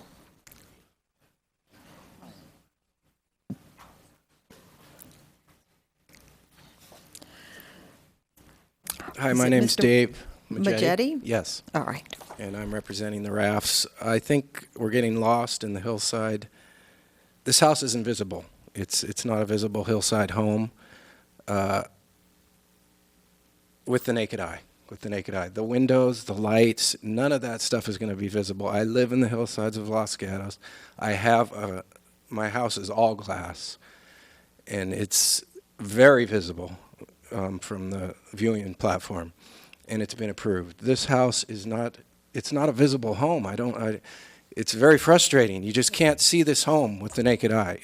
The hillside regulations, when they're put into place, this house isn't even qualify. Those regulations were to avoid the situations that you have on Aztec Ridge, like the big white house and the ugly homes that, for example, the house in front of theirs that is very prominent and red roof. The roof they're putting on is a matte finish, non-reflective, very dark. And the reason they're using the metal, like Tom said, is because of the weather coming over would be the south side of the hill. It's very frustrating to be beating this window and light subject when it's not a visible property. You have to see it with the naked eye. The picture is, I just wanted to get that point across. You can't see this home from the viewing platform, so there's no way you could have a beacon in this tower and you wouldn't see it from the viewing platform. It's just not visible. Thank you. Thank you for your comments, and let me just make a general statement so that Mr. Raft and Mrs. Raft understand this really is our due diligence, and we have to make a record that we have followed all of the rules for land use, and that's our job up here. So whether we agree or not agree that you can see 1 inch or 6 inches or no inches, we have to make that determination. So I just want the Rafts to understand that we appreciate what they're doing and that they're renovating a piece of property and that it's a family property. But at the same time, we have to ask these questions and get through all the details. So with that being said, Mr. Raft, would you like to make any comment to us? I just want to follow up with what Dave said, just quickly. I'm not going to use the 3 minutes. I need that thing, the thing back on. Thank you.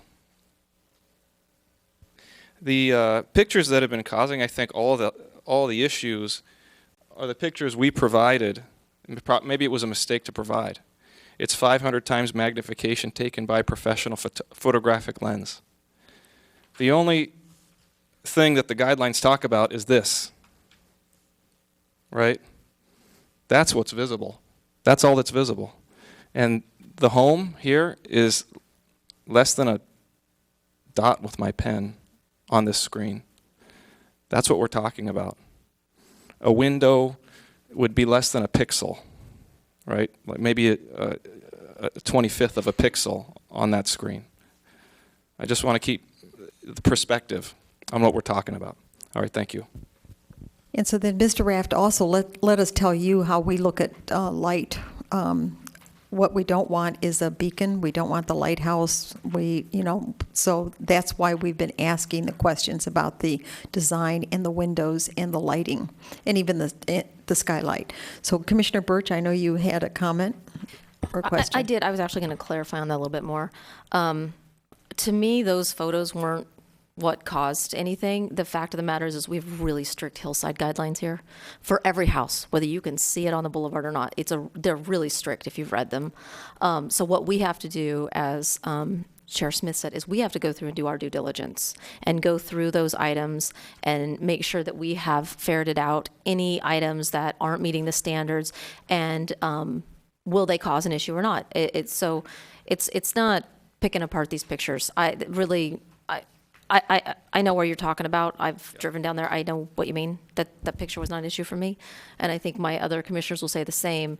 We have to adhere to a certain number of guidelines and procedures, and that's what we're having to walk through because you're in the hillside. Sure, and I get that. I just want to also point out, though, that there are houses that have been remodeled in the town of Los Gatos. This one, this one, this one. These are all two-story homes, very visible. And I just, ask that we be treated the same. It appears that those have been approved, and just asking that we be treated the same. We're less visible than any of those. Well, actually, we're going to treat you even better because you're going to come into the town of Los Gatos, but we're going to have you follow the rules, and whether they did or did not, we don't know, at what time those, they're county land. Yeah. But what I appreciate, and I'm just going to say that I actually can close, you can sit down, I can close the public portion of the public hearing.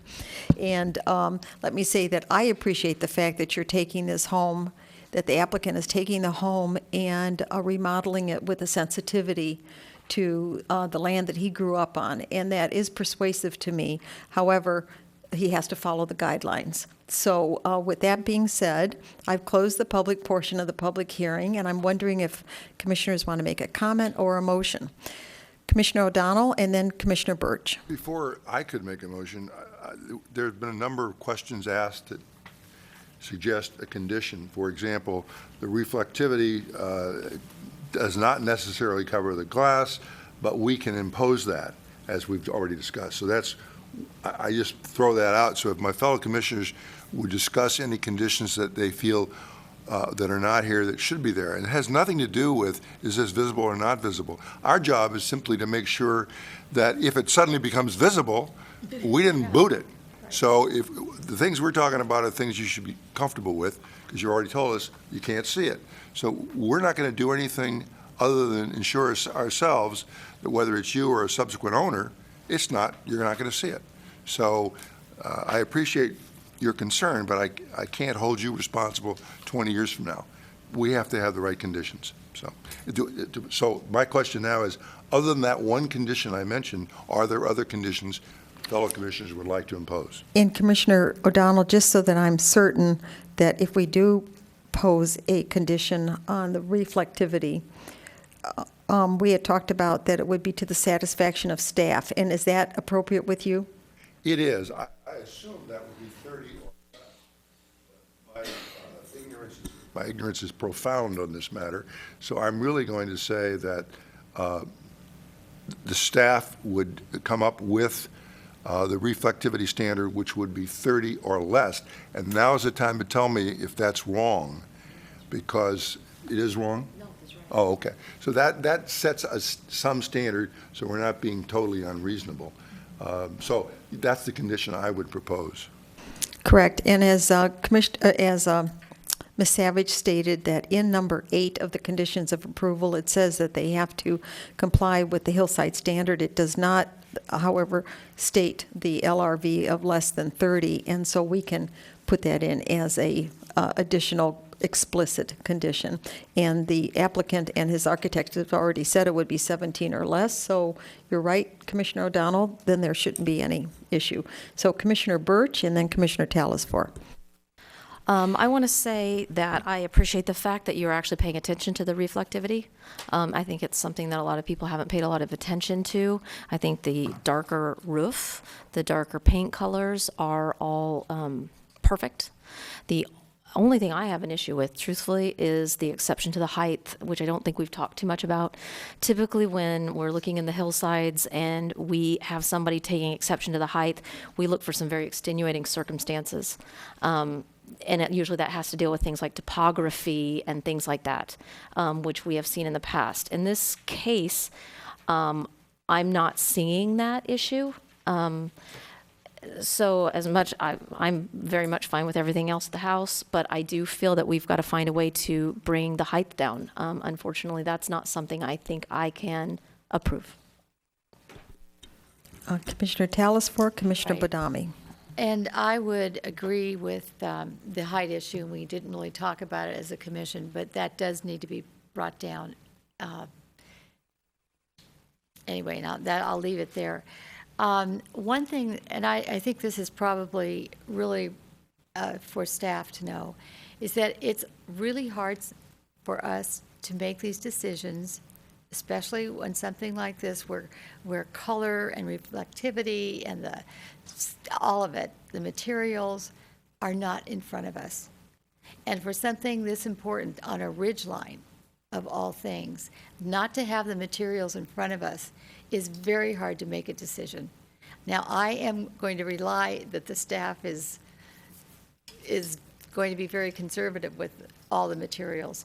But one of the things that I'm concerned about, because I've had experience where someone ordered a standing seam roof and it came in wrong, and it was shiny actually, but it was so expensive to replace it that they left it and paid a fine or whatever it was. So that's where I'm having issue. Not that I don't trust anyone, but things can happen. So I would request that from now on, if you don't mind, that the Planning Commission has the materials in these, especially hillside homes, all homes actually, when there's something unique about them, but that to make decisions on everything. Thank you.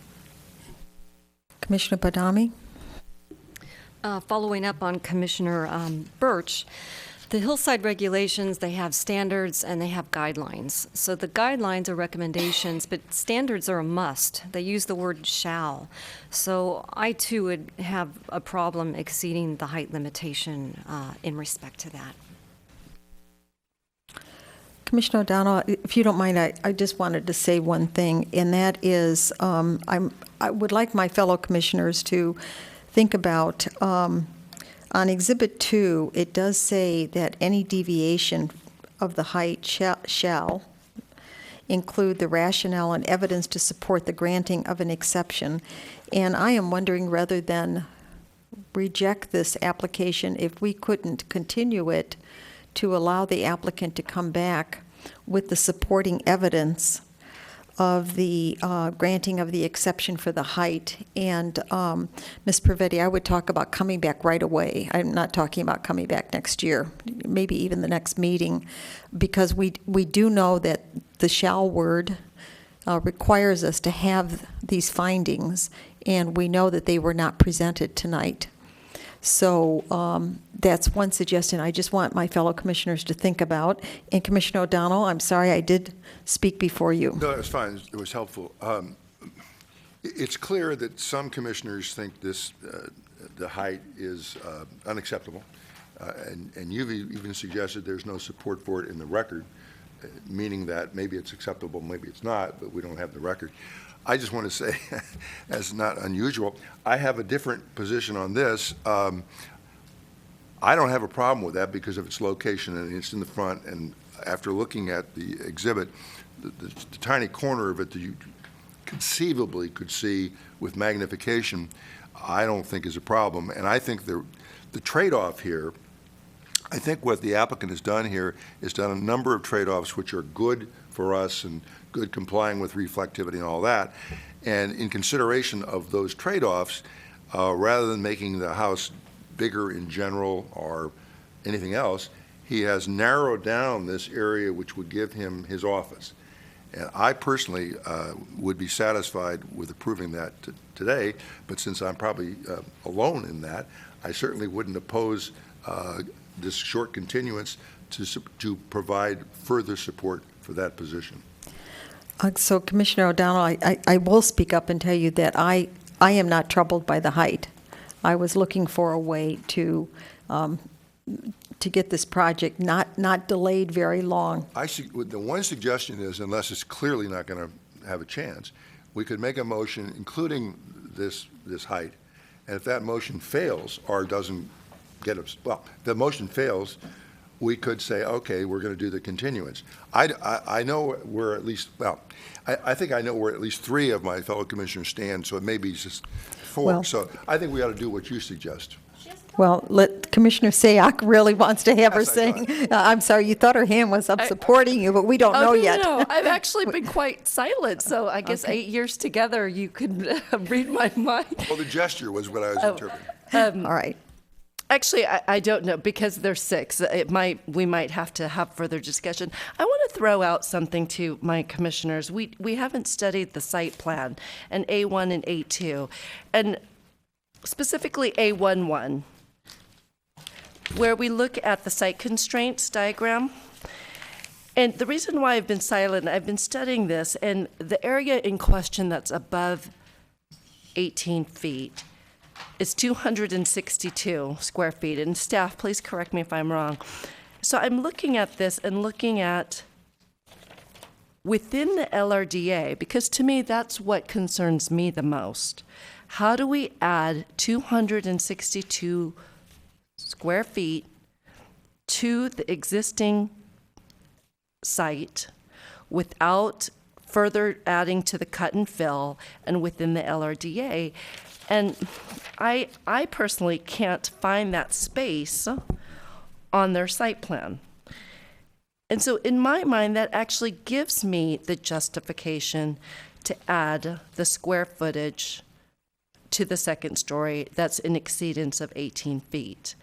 Because you do protect the topography and because you can't see it from the viewing platform, in my mind, that's a fair justification in my mind for allowing this deviation.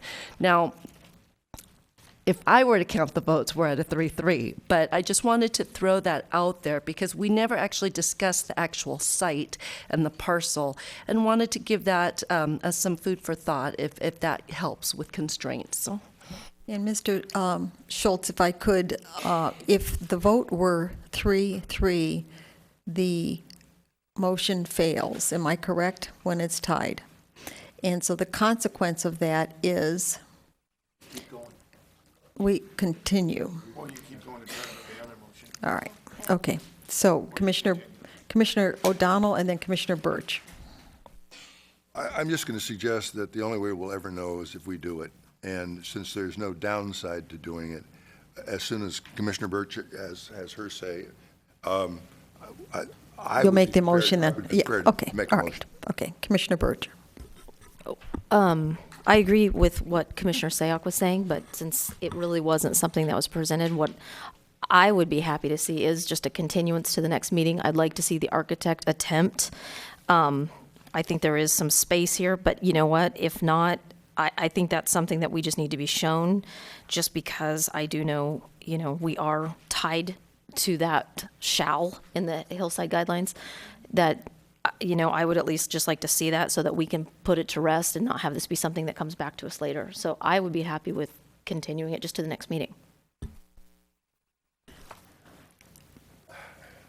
I think that's a very reasonable request, and I don't think I'll make the motion because I think that if we could do that, and I think Commissioner Sack suggested an answer which everybody hopefully heard. Meaning the applicant Yes, heard our exactly. suggestion So- to solve this issue.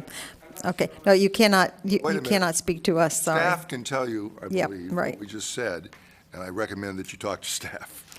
Yes, right. All right, so with that, Commissioner O'Donnell, are you willing to make the motion to continue?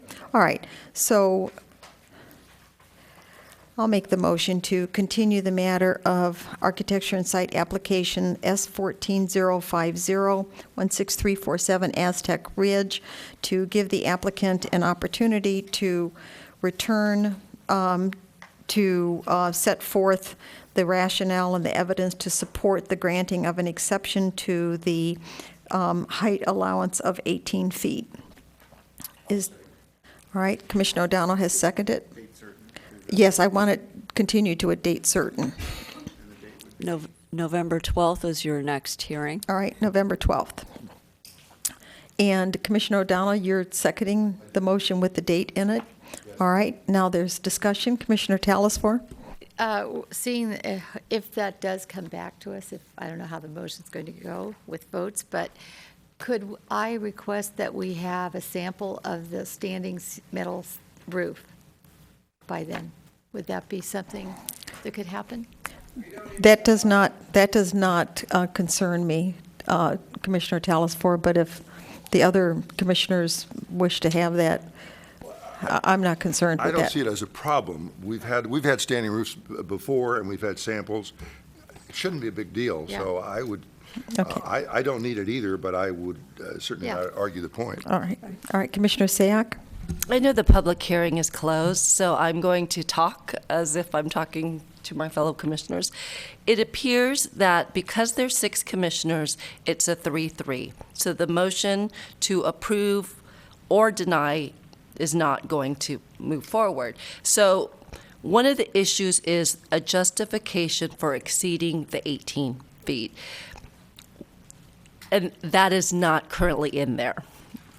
So the motion is to continue it to November 12th, which is the next meeting, so that you can put in writing the justification why 262 square feet is not allowed on the existing LRDA and why it has to go on the second story. So that's how I understand the motion. And Commissioner Sayoc, I want to also acknowledge that you that you have speculated what the reason is Yes, I am that the speculating. applicant can provide to us. And now, let me ask you if well, maybe I should ask staff. Let's take a vote for all in favor of the motion to continue. Okay, everyone agrees, so that it passes unanimously unanimously. Now I need to ask a question. So, Ms. Pravetti or Mr. Paulson, if the reasoning comes back to us from the applicant and it's clear that it is adequate, can this go on a consent item? Or does this need to come back to us just procedurally? That's all I'm asking. Well, we won't know if it's acceptable to the majority until you see what that Okay, is until we and see you it. weigh in So on it. no matter what, we have to see it. Okay. But it would be a continued hearing, and it would be, I can't remember if there's any continued hearings on that agenda currently, but if not, then it would be the first item that would be heard. It needs to be the first item. All right. So with that, Commissioner O'Donnell, oh, I'm sorry, I thought you were raising your hand again. All right. So, Mr. Paulson, do you have a report from us? I know Ms. Pravetti already gave her report. I'm not sure if Ms. Pravetti has anything to add to her previous comments, but I'll just speak to DRC actions since your last meeting. There was an approval of a technical demolition in a new house at 124 Hillbrook Drive that was approved by DRC, as well as a home at 67 Mariposa Avenue, which was also a technical demolition on a new house. And there was also a parking lot improvement modification that was approved by the DRC since you last met. And I'll turn it over to Ms. Pravetti. I just quickly wanted to update you that in addition to the study session, the council did consider the recommendations of their ad hoc committee on the alcohol and entertainment policy and have directed that those policy updates be put in ordinance form for their consideration later this year. And then if we've done a good job, then they will come back through to you for formal public hearing and adoption. Thank you. Thank you. No questions of staff. This meeting is adjourned.